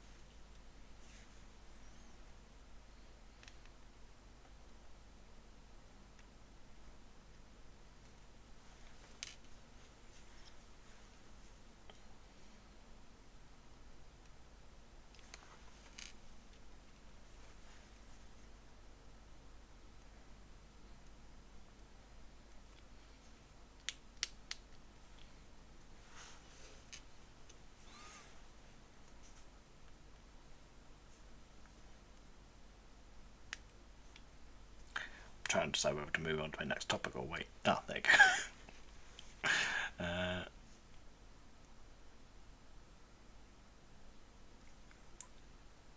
go. Designed your own mats. Oh, like foldable neoprene style mats, or what was it? I've seen someone, might have been Mel the Terrain Tutor or something, doing canvas mats or something. Textured battle mats. Is that what we're talking about?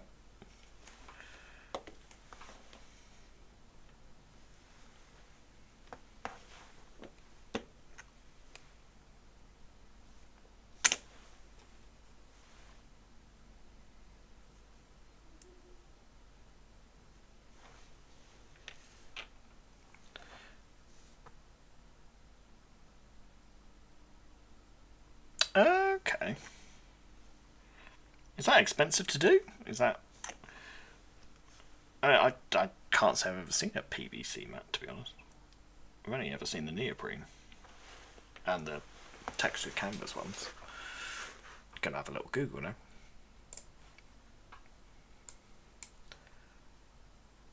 I want to see what that's all about. To be fair, that's not bad. I mean, I paid more than that for the neoprene ones. I ordered them from... somewhere in the EU, anyway. Just try PVC battle mat. Let's see if that comes up with anything on Google. I want to see what they look like.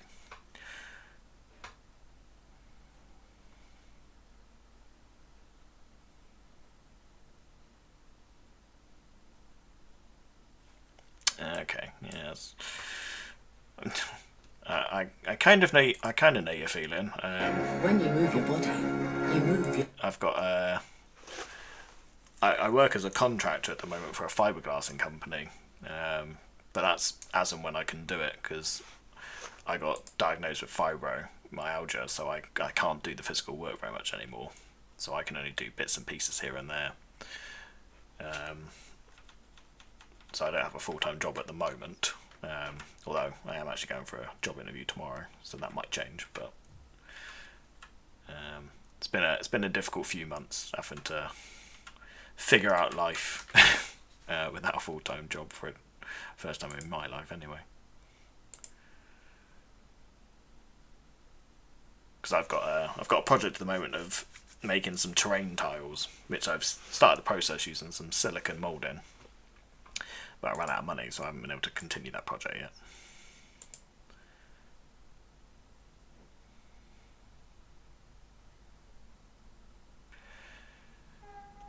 Yeah, it's not fun. I've discovered it last year and been learning to live with it now. Like I mentioned at the beginning of the stream, I have to wear these all the time now. Certainly when I'm doing hobby stuff, because even something as simple as using paintbrushes and all these bits, it's painful. These help. Means I can do longer sessions. But it could be worse. Yeah, compression gloves. But I won't complain about it too much, because at the end of the day, it could be so much worse.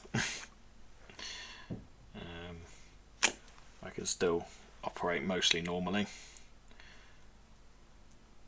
and I can sit at a desk for a decent amount of time. So this job I'm going for tomorrow is desk based, which is much more suitable than the fiberglassing work I've been doing.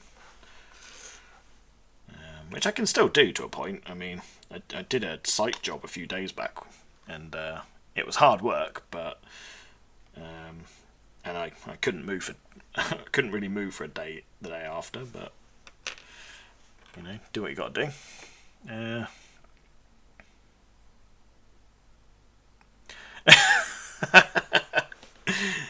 Yes. You don't have to buy everything straight away. Yeah. Do you know, that's a lesson that is hard. It's hard to teach, because it's hard to stick with yourself here. Certainly in my experience. I do have a bit of a tendency to buy way too much in one go at a time. But yes, learning early not to do that is probably a fantastic idea. I don't know whether you're probably you sound like you might be a little bit more self-controlled than most of us.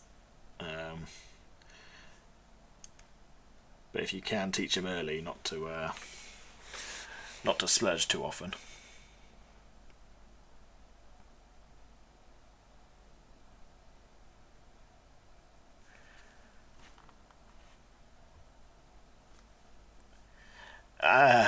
Well, I mean, is GW bad for wanting to make money? I mean, it's a business. That's kind of what what they are for. You know, that's the nature of business. But yeah, I wouldn't necessarily say they're bad for that. Some of their practices aren't great, I will say, and some of their decision making is questionable. But I wouldn't necessarily fault them for wanting money. Unless I'm misreading that, and that's how you're trying to convince your grandson not to buy everything. Yeah, do you know what? I won't disagree with that. There definitely was more community, because playing games in the shops was more of a regular thing, wasn't it? Because when I was younger, we used to go in and play games in the shops and stuff like that. Whereas nowadays, they don't really do that anymore. But I mean, I don't know. Maybe I think it does depend on your experience a little bit with the stores, because I've been to Warhammer World, and the guys there have always been great and very friendly. And to be honest, I've never felt pushed to buy anything and whatnot. You do anyway, naturally, you're in Warhammer World, so they don't really need to. And we've got a local store near us. Now, for personal security, I'm not going to say exactly where. But we've got a local games workshop to us. And we go in there once a month. Normally at the end of the month on payday, we go in there, we might pick up a kit or two. We don't normally buy from them, though. We normally buy from the local game store that's further down the road. But we always visit the Games Workshop there just to have a look around and have a chat. Because the guy that we normally see in there, he is very, very friendly and very supportive, and he does actually watch our YouTube channel and talks to us about it when we go in there. So I think it really does depend where you go. I mean, this guy that we see, he is very happy for us to walk in there, have a chat, and leave, and he never pushes us. I went in there and I did have a great customer experience with him, because when I went in there just after Christmas, I bought a present that I didn't need from someone, and I asked them if I could exchange it for some Legions kits, because I wanted some more Legions kits instead. Didn't have a receipt, nothing like that. Didn't bat an eyelid, just said, yep, no problem. Gave me credit to just exchange it for some other kits. So Yeah, I think it very much does depend. But I have heard some less than savoury stories about pushy managers. um,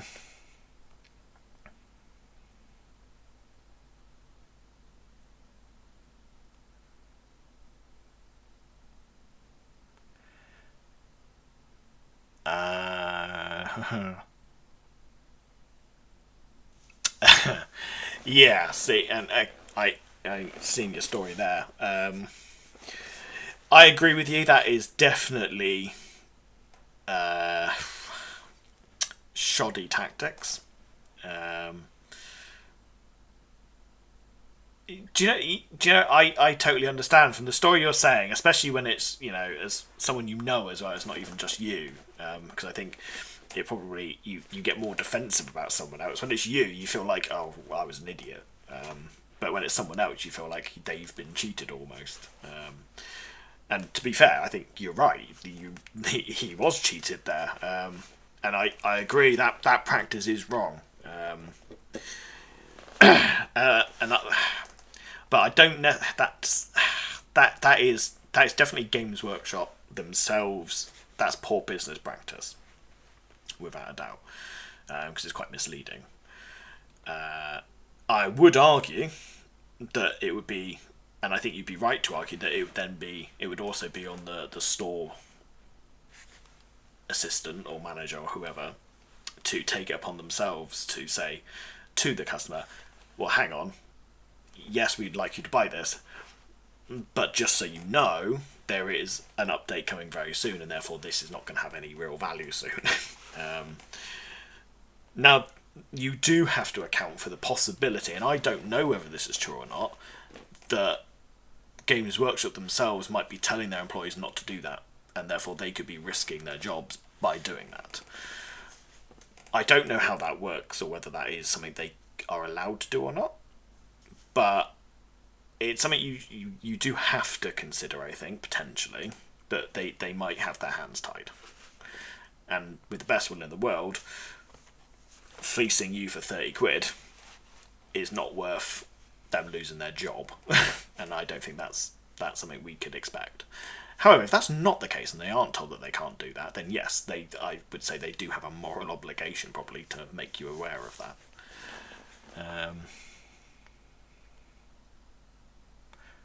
Well, what's that said? They asked if they could build a model from the start, so I could.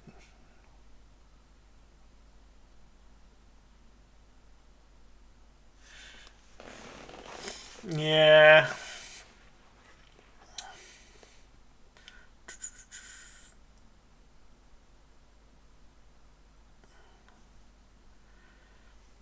So did you? Sorry, did the person from the store ask you to build the model from the starter kit, or was it your son? Did they wanted to build the model? Because I don't.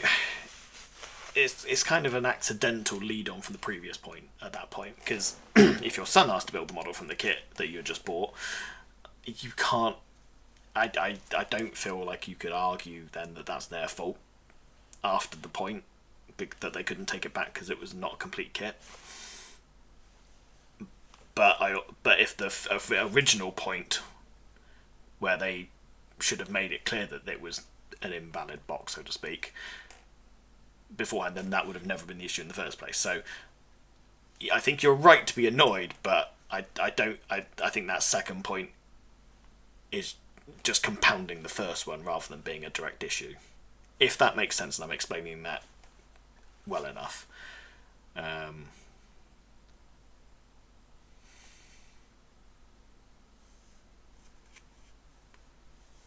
Okay, all right. Well, I'll have to take your word for that one then. In which case, yes, that is definitely shoddy tactics, and or certainly morally wrong in that regard. And I think you'd be right.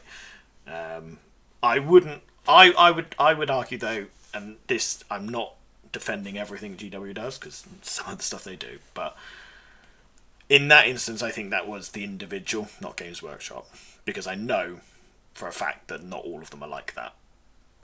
Because the local one that we have wouldn't do something like that. I don't have any evidence of that. Yeah, and I don't blame you. In that case, you're well and truly justified. Absolutely. But again, I would argue that that's the individual in that store that's the problem there. Because, as I say, the local guy we know hasn't played any tricks on us. I've never seen him do it in the store. Whether that's them not following the rules that Games Workshop have set for them, I don't know.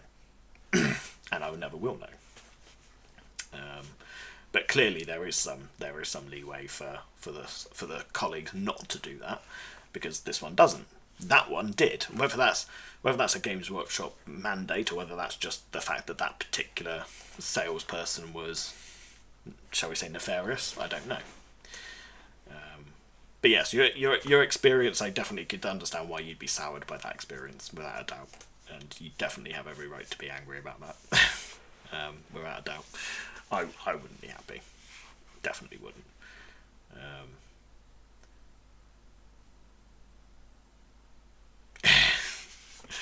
Yeah, the prices are ridiculous, and they are getting worse in a lot of cases. Yeah, I can't try and justify that. Having done some work manufacturing stuff myself now and done a bit of moulding and whatnot, yeah, I can say with absolute certainty that the price increases are for profit rather than necessity. I mean, you could argue that a company that is one of the most successful companies in the country probably doesn't need to charge so much. To be honest, if they stopped increasing their prices and just let inflation catch up a bit, it would probably not be a bad shout right now. Because but there's that back part of my brain that does say, well, as a business, if you know you can get away with it, why wouldn't you? Because at the end of the day, we do make the choice to buy it. Yeah, which is fair enough. Yeah, but you have that option. You choose to do that. I choose to buy the plastic from Games Workshop. I have a resin printer. I have access to filament printers. I could print my own stuff. I have printed my own stuff. I like working with the plastic, and I like it. And it does, every now and then, I do grind my teeth about buying certain plastic kits. And some plastic kits I won't buy, because I will prefer to print them, because they are just, they really aren't worth the plastic value. And there are some kits like that in Legions. There are a couple. There are a couple of kits that, for the plastic you get and for the rules and all that lot that you get for the price you pay, that I'd much rather 3D print them.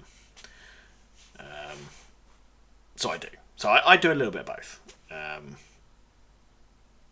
But yes, the pricing is a bit of an issue. But at the same time, can you blame them for it? Probably not, because we still do it. And there are alternatives out there, so you don't have to.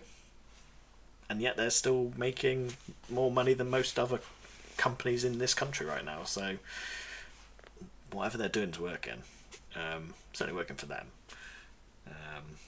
It would be nice in an ideal world, I think, if they weren't quite so high in price. And to be honest, with something like Warhammer becoming much more mainstream now, there is definitely an argument to be made that actually they should start at least levelling off their prices. So, no, it's fine. It's absolutely fine. To be honest, having a chat and a conversation is all part of what this is supposed to be, really. It's not a problem. The whole concept is we can have a chat and be experience the hobbies and the hobbies we do together. You have pointed it out though, so I probably should actually pull some plastic in front of me. I did get a little bit carried away myself there. Speaking of which,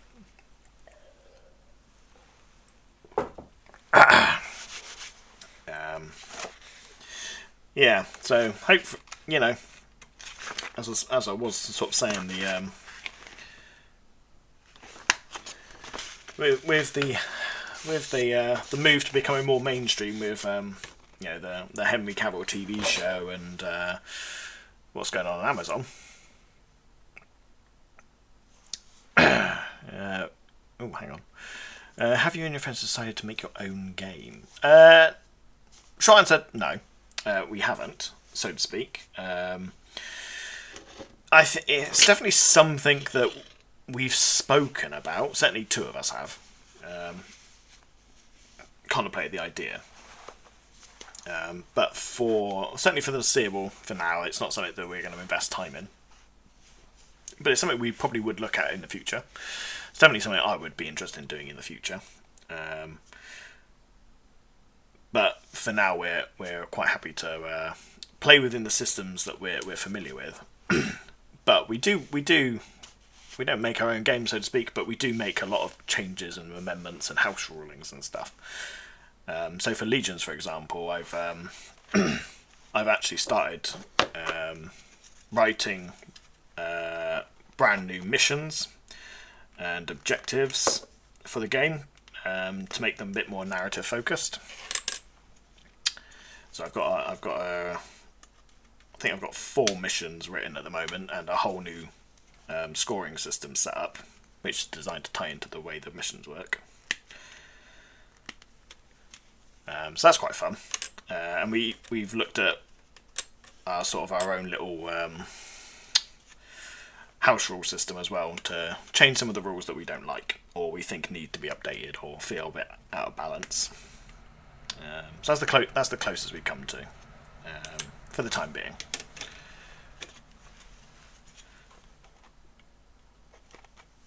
But yeah, in the future, definitely something we probably consider doing. I think the main issue I think at the moment would be if we were to do it, I would want to be able to have our own model line to go with it. I think we'd probably try and write the rules in such a way that it could be what the term model agnostic is, so that you could just play with whatever you have. But I think I'd still want a system of models that we could provide to play the game with, because then that also lends into the idea of writing our own lore and background and stories. Because certainly myself and my partner Els, we're both writers as well. We like writing and designing stuff. So yes, it's something we'd love to do at some point. But that very much depends on whether we either acquire some talent that's capable of doing some probably 3D modelling, or whether I learn it to the point where I feel comfortable actually making full miniature lines. But considering all the other stuff I do, it's very unlikely I'm going to ever get that good. I think I'll be good enough to do the odd little bit in here and there. I've got some plans to do some terrain kits and stuff. But actually modelling people and characters and stuff, that feels like it might be a little bit beyond what I'll be able to do in it for a long time. If I ever get to that point. Because at the moment I'm also the only editor for the channel and all this stuff as well. So I'm also learning all of that on the fly, which is why some of our early edits were quite so ropey, because I'm still learning. Obviously doing all the graphics and all that lot as well. That's all me. Pretty much if it's on screen, it's my work.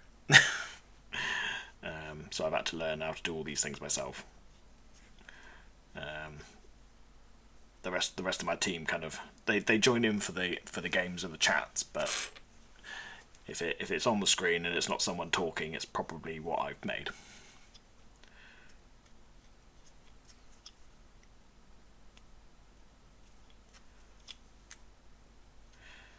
Which I don't mind. It's quite fun, actually. I've learned to enjoy quite a lot of it.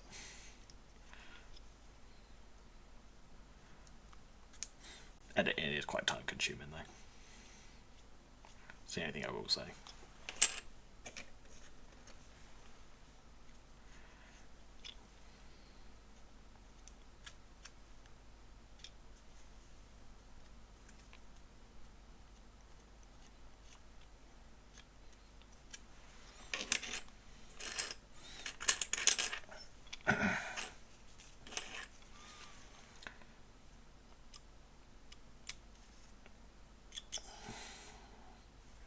So what kind of other 3D models have you made in the then? Because you mentioned that the ones on your Instagram were just tanks, which kind of implied that there might be other stuff that's not on your Instagram. So I'm curious now, what kind of other things have you done?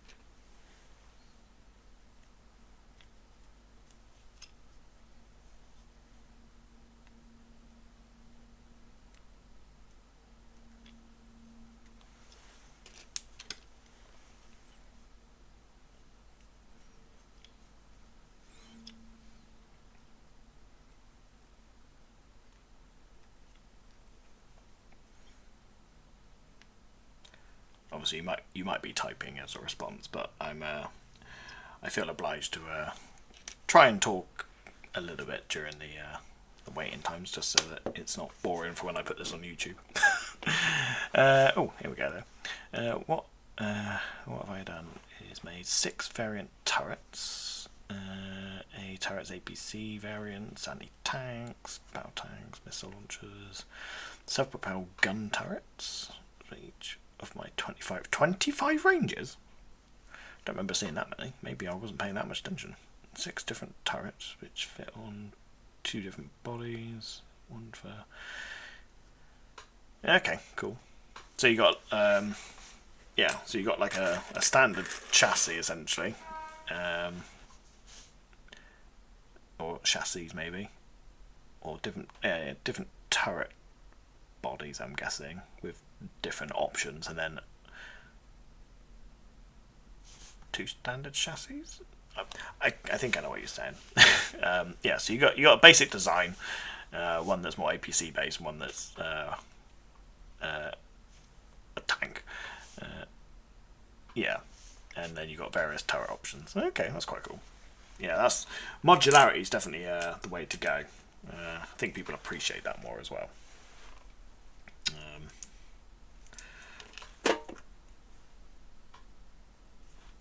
Are these designs that you actively sell anywhere?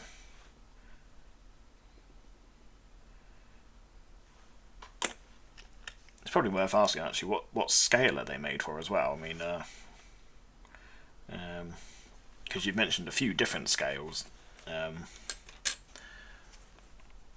that you either like or you're interested in. So I'm curious now actually what kind of scales your models are made for.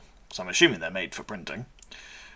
I say assume, I'm pretty sure that I say assume when I mean I'm pretty sure that's what we've already spoken about, so to speak.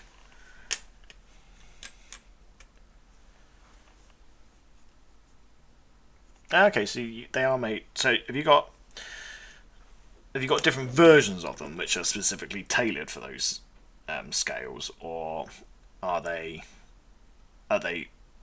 built in such a way that they will scale down appropriately or up?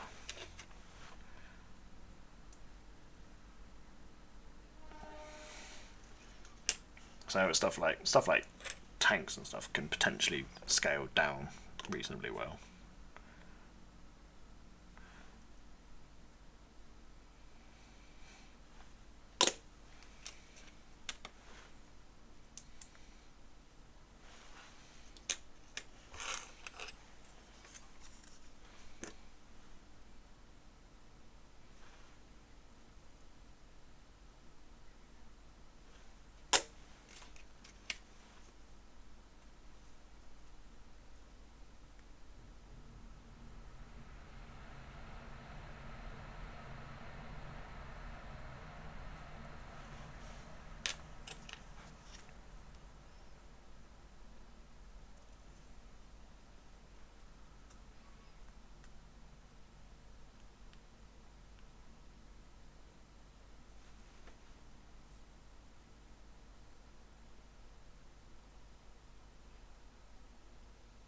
Okay, yeah.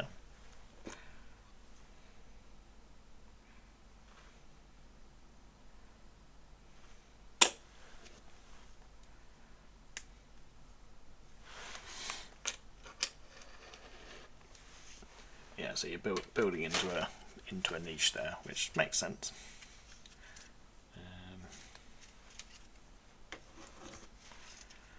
Yeah, well, I shall keep an eye out for that.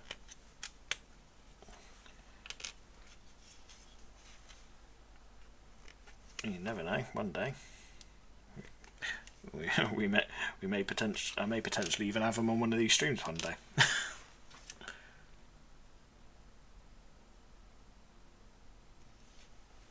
Okay, that's cool.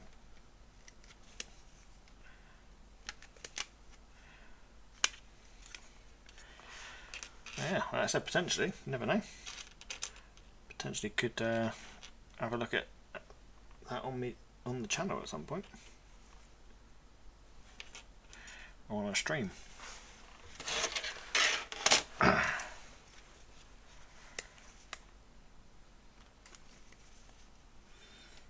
If you decide to get into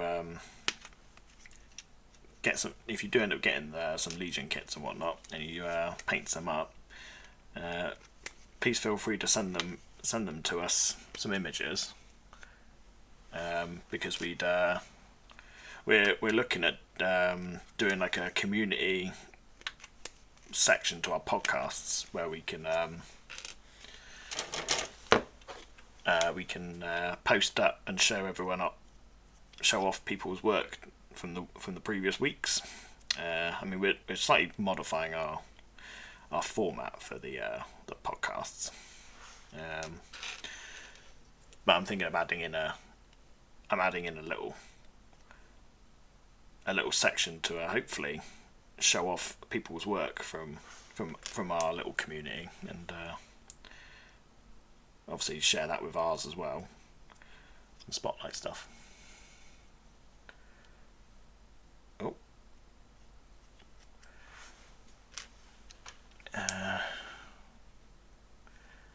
Yeah, I mean, we could definitely look at doing some kind of collab at some point. I don't see why not. Definitely be interested in seeing what you'd want to do there. Hi Kiwi Kelp as well.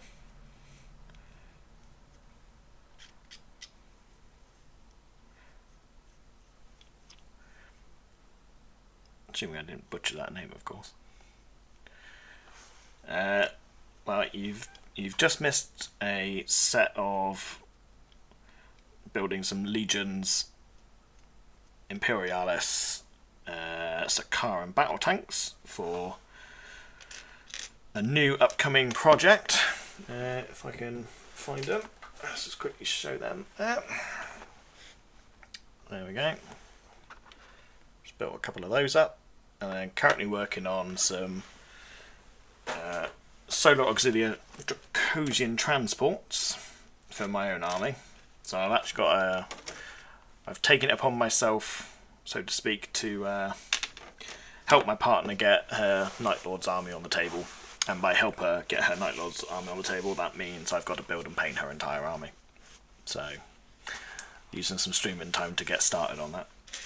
But that's all the tank's built now, so I've got a bit of extra time, so I thought I'd continue building some of my own kits for now.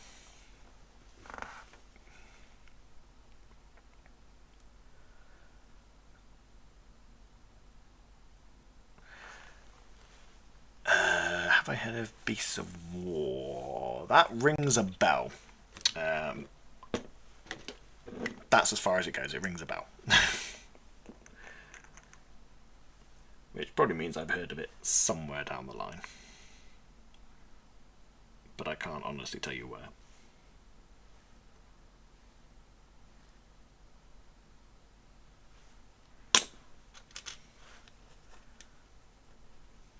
Yeah, no, please do. I'll give it a look.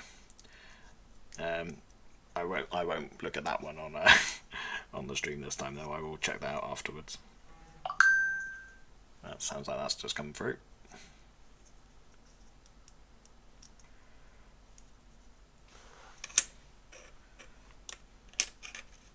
But yeah, I'll check that out once we close the stream off in a little bit.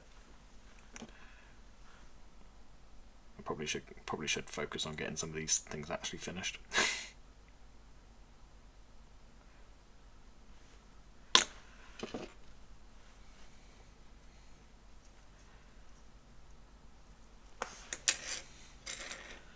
So hopefully by next weekend, so the next stream, I should actually be painting again next weekend, and potentially painting up some Night Lords for my partner's army, which should be interesting. I've never painted Night Lords before, and I can tell you for free right now, I'm going to do as much of it with the airbrush beforehand as possible. I've already got plans in my head of how to do it.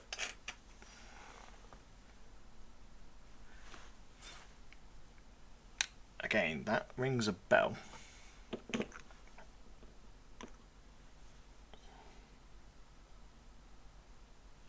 That's another one that definitely rings a bell, so I've probably seen it somewhere along the line at some point.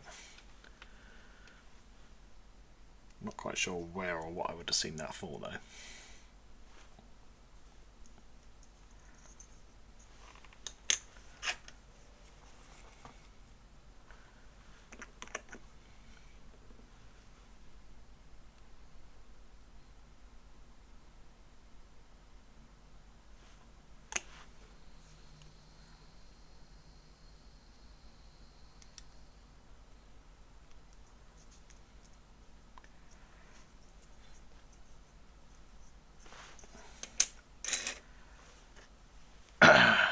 By the way, Kiwi, hi. I'm going to short your name to Kiwi. I hope that's alright.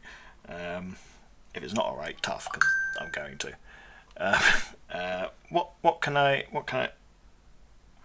What's brought you here today? What kind of things are we interested in? I'm assuming you saw what I was doing, so to speak, in the little blurb. So I'm guessing you might have some interest in epic scale miniatures or even Warhammer or something. Okay, that's the link to Osprey, is it? I will have a look at that one as well.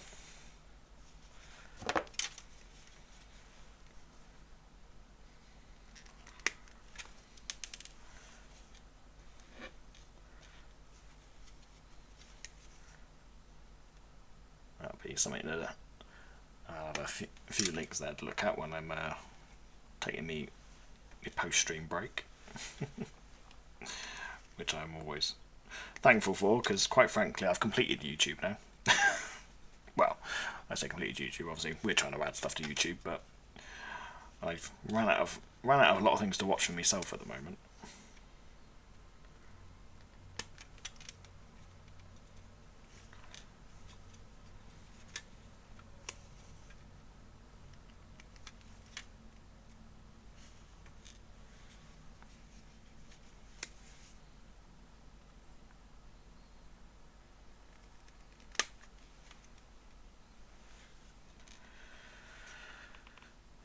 this is the only annoying thing about these 8mm models, is they are absolutely tiny.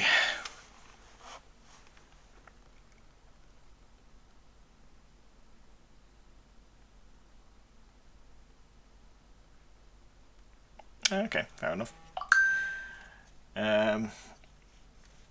Trying to think who might have you say brought you here. If that was a raid or some such, then that probably was. I think their name is Sunkoi on Twitch, who I believe that's the right name. Yeah, that's one of my team members' partners. So yeah, they would have raided into the stream a while back. I can't be terribly honest though. I actually don't know what Sunkoi does on their channel, on their streams, because they do those quite early, and much like yourself, I'm not normally up and about at that time in the morning. That's with the Wargame Vault. Okay. Yep. I shall definitely have a look at those. I shall let you know my review or my opinion next week. Now that's not a tactic to try and drag you back next week. Maybe. But yeah. I shall have a look in the interim.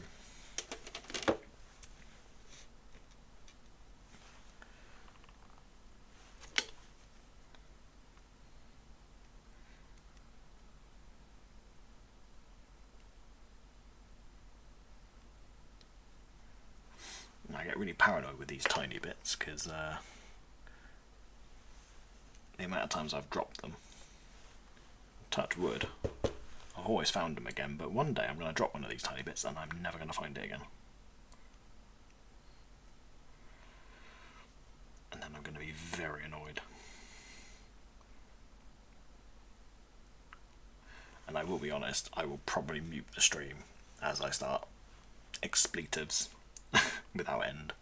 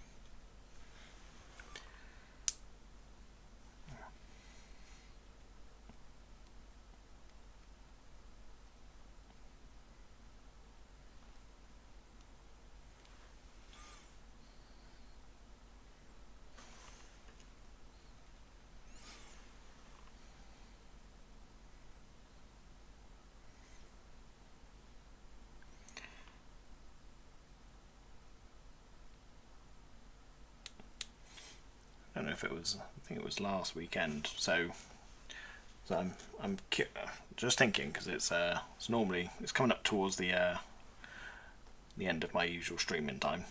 Now, on occasion I will overrun, but I mentioned it earlier. I've actually got a job interview tomorrow morning for a job, so I will probably I will need to leave it tonight's stream on time because I've got prep to do.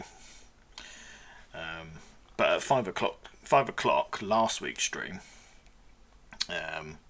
will be going up onto YouTube for you to watch. Now I will warn you that it is me monologuing most of it on my own because Nova there very very kindly joined me right towards the end, sadly. So I'm very happy to see you come back and thank you very much. But the previous stream will be going live on YouTube, so if you would like to watch it from the beginning or know anyone who might be interested in watching me build and paint random models and generally meander to myself, although today I've had you guys here, so that's been quite nice. Please do obviously share that video around as well, and any other videos that they might be interested in. But yeah, so at 5 o'clock, the previous week's one will be going up on live on YouTube. So if you want to listen, you can do and have a look. I think last week I was painting. Last week, yes, I was. I was finishing up models. But yeah, that suddenly made me think that probably should mention that previous weeks do get uploaded a week later. Aha, thank you. Appreciate the follow.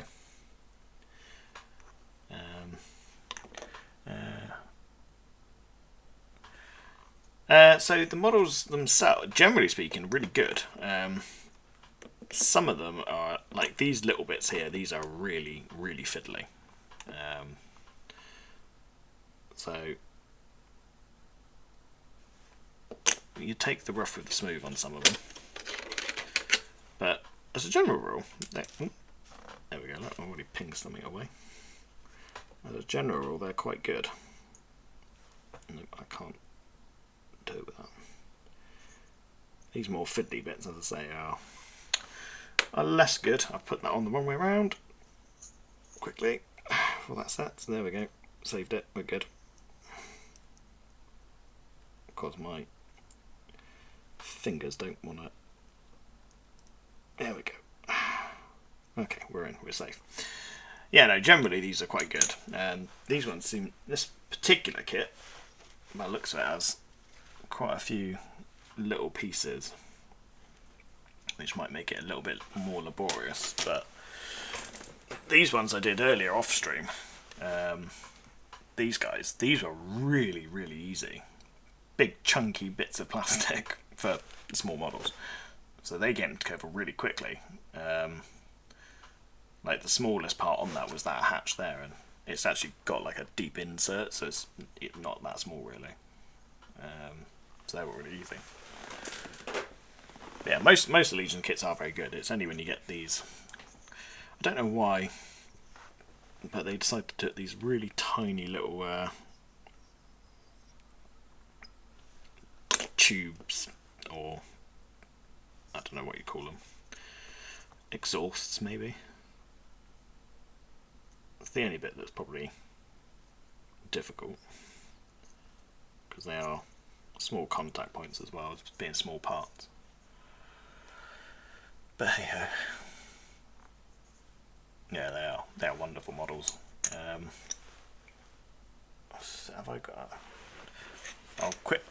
Before I end up, I will. I'll quickly grab some painted ones, because I've got some nearby,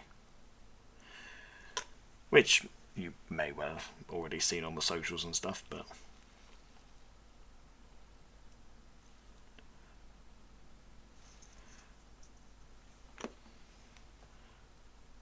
actually, I don't know whether Nova you've seen the. I don't know if you've checked the socials out, but the models I finished painting are all based. Are all based now and actually completed. So I'll grab one of those in a minute, so you can actually see the final result if you haven't already.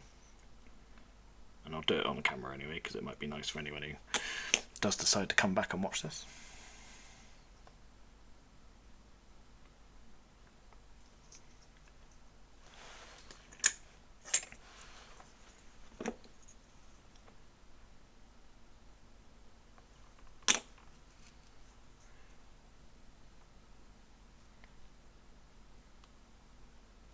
So this is the thing, I've kind of figured out now how to put these on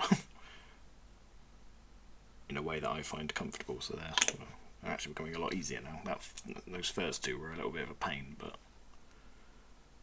now I've kind of figured it out. That was quite easy that time. Like with most things, persevere a little bit and you'll figure it out.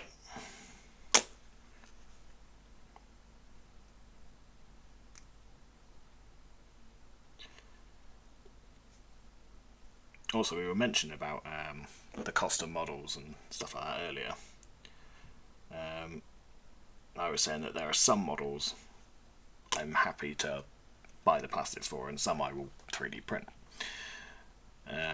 A good example I would recommend is, and I'm gonna recommend someone else's channel, and that is to go and check out someone called Lit Bashing on YouTube for Legions Imperialis, because they've got it's not up to date with the most recent kits, but it'll give you a good idea. And they basically have this video, Lit Bashing. Hang on, I've got a little bit of glue on here. Let me just make use of that quickly. I'll see if I can link them for you. Well, I assume I can post links. Let me just grab YouTube. I'll put a link in. Yeah, I should be able to. Well, I'm hoping I can just put a link directly in for you.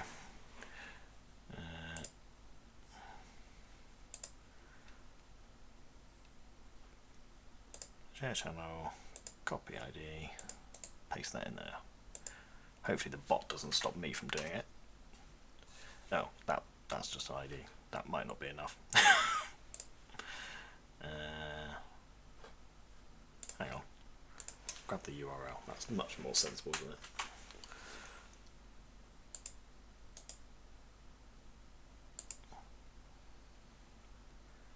Okay. That. There we go. So yeah, Lit Bashing. They've got a video on there, and I will see if I can quickly find the video as well, because that will help. So I'll give you a direct link to the video.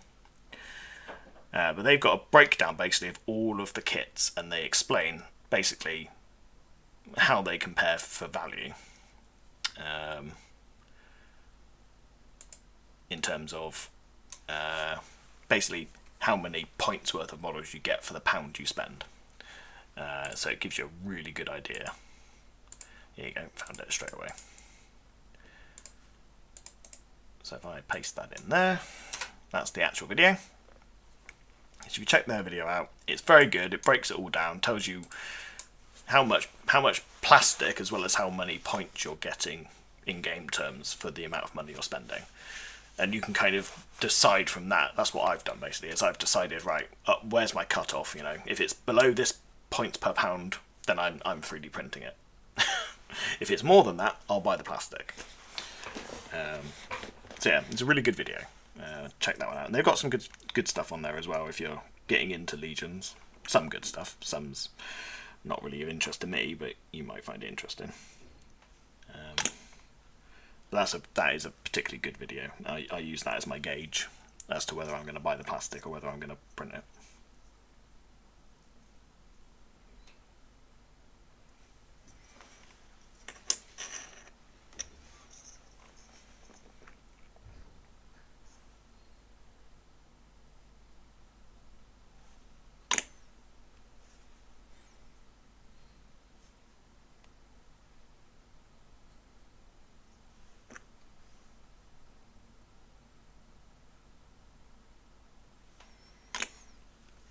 If you're interested in seeing a Legions game being played on YouTube as well, Play on Tabletop did a phenomenal game that was, I think it was 14,000 points. It was huge, huge game.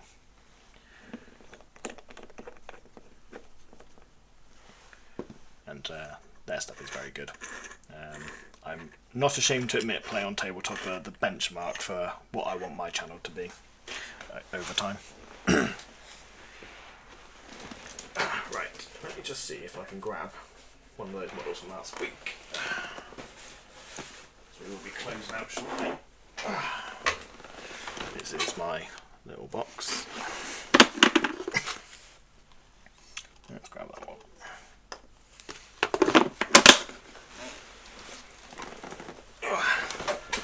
There you go. That's the fully painted artillery piece. If it's gonna, there we go. And that's with my basing all done on it as well. All my little rubble effects, which I do have to do that off camera because that's a bit of a pain. as they're painting. It's just not very interesting to watch. But yeah, I'm quite happy with it. It's very simple, very easy. Don't put a lot of effort in, and it works quite well. So there we go.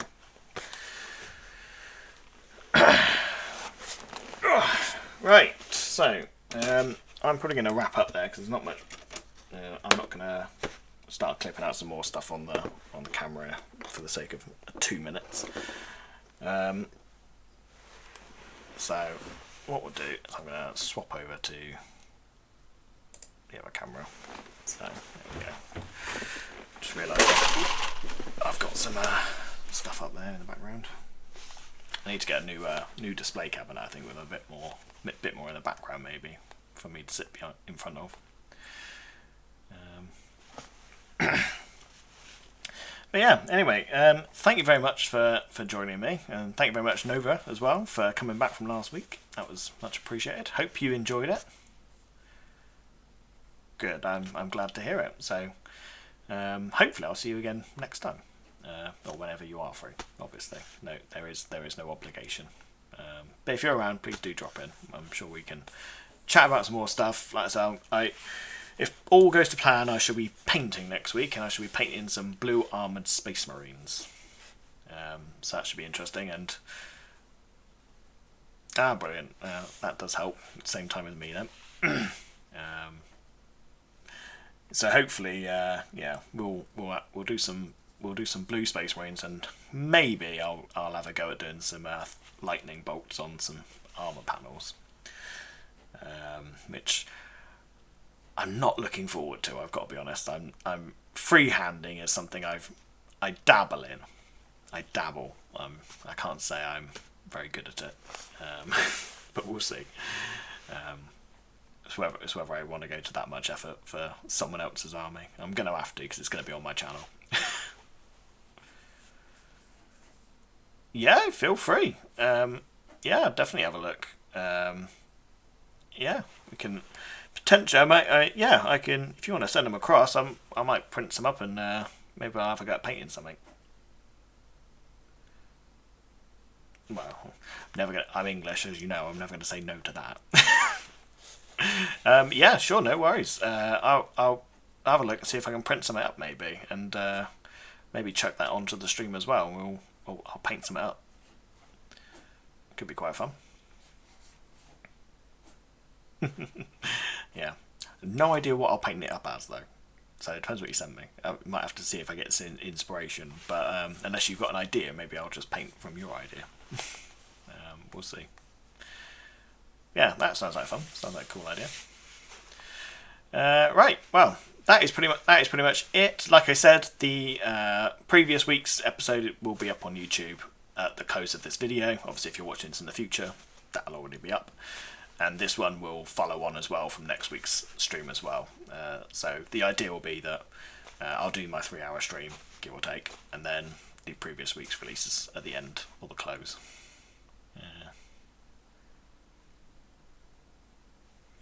Okay, cool. Well, that'll give me some options to pick from then. I might start at one to start with, I'll be honest. But yeah. Yeah, we'll definitely have a look at that. It should be fun. Brilliant. So yeah, the videos reschedule. That is how it is. In case you're interested, there is going to be a podcast releasing this week as well on Thursday. That's obviously all pre-recorded. That is going to be the last of the current iteration of podcasts. Potentially, I've got a new podcast format that I'm going to be trialing this week.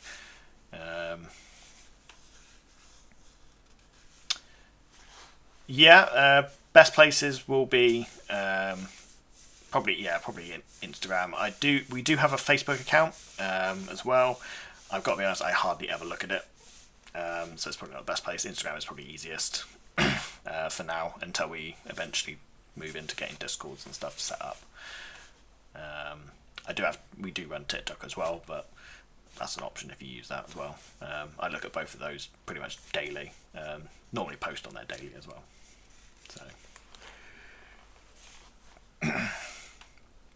So yeah, there we go. So yes, there is a podcast this week coming up. I can't remember off the top of my head what the topic is. I'm not gonna lie. Yeah, no, can't remember. I don't remember what the topic is. We'll find out this week. Well, you'll find out this week. I'll find out probably tomorrow. So I'll be editing that up and releasing that on Thursday. It should release around 4 o'clock. Obviously, you can watch it whenever you want. It's going to be on YouTube. Obviously, that's where most of our content comes out. Feel free to have a look. Give it a like. Give it a share, please. Yeah, we've got a new format coming up as well soon. But if you're not interested in that, fair enough. Other than that, I will see you next Sunday. I'll see you guys there. Thank you very much once again. I'm going to stop rambling now, and I'll see you next time in the Mead Hall. Bye-bye for now.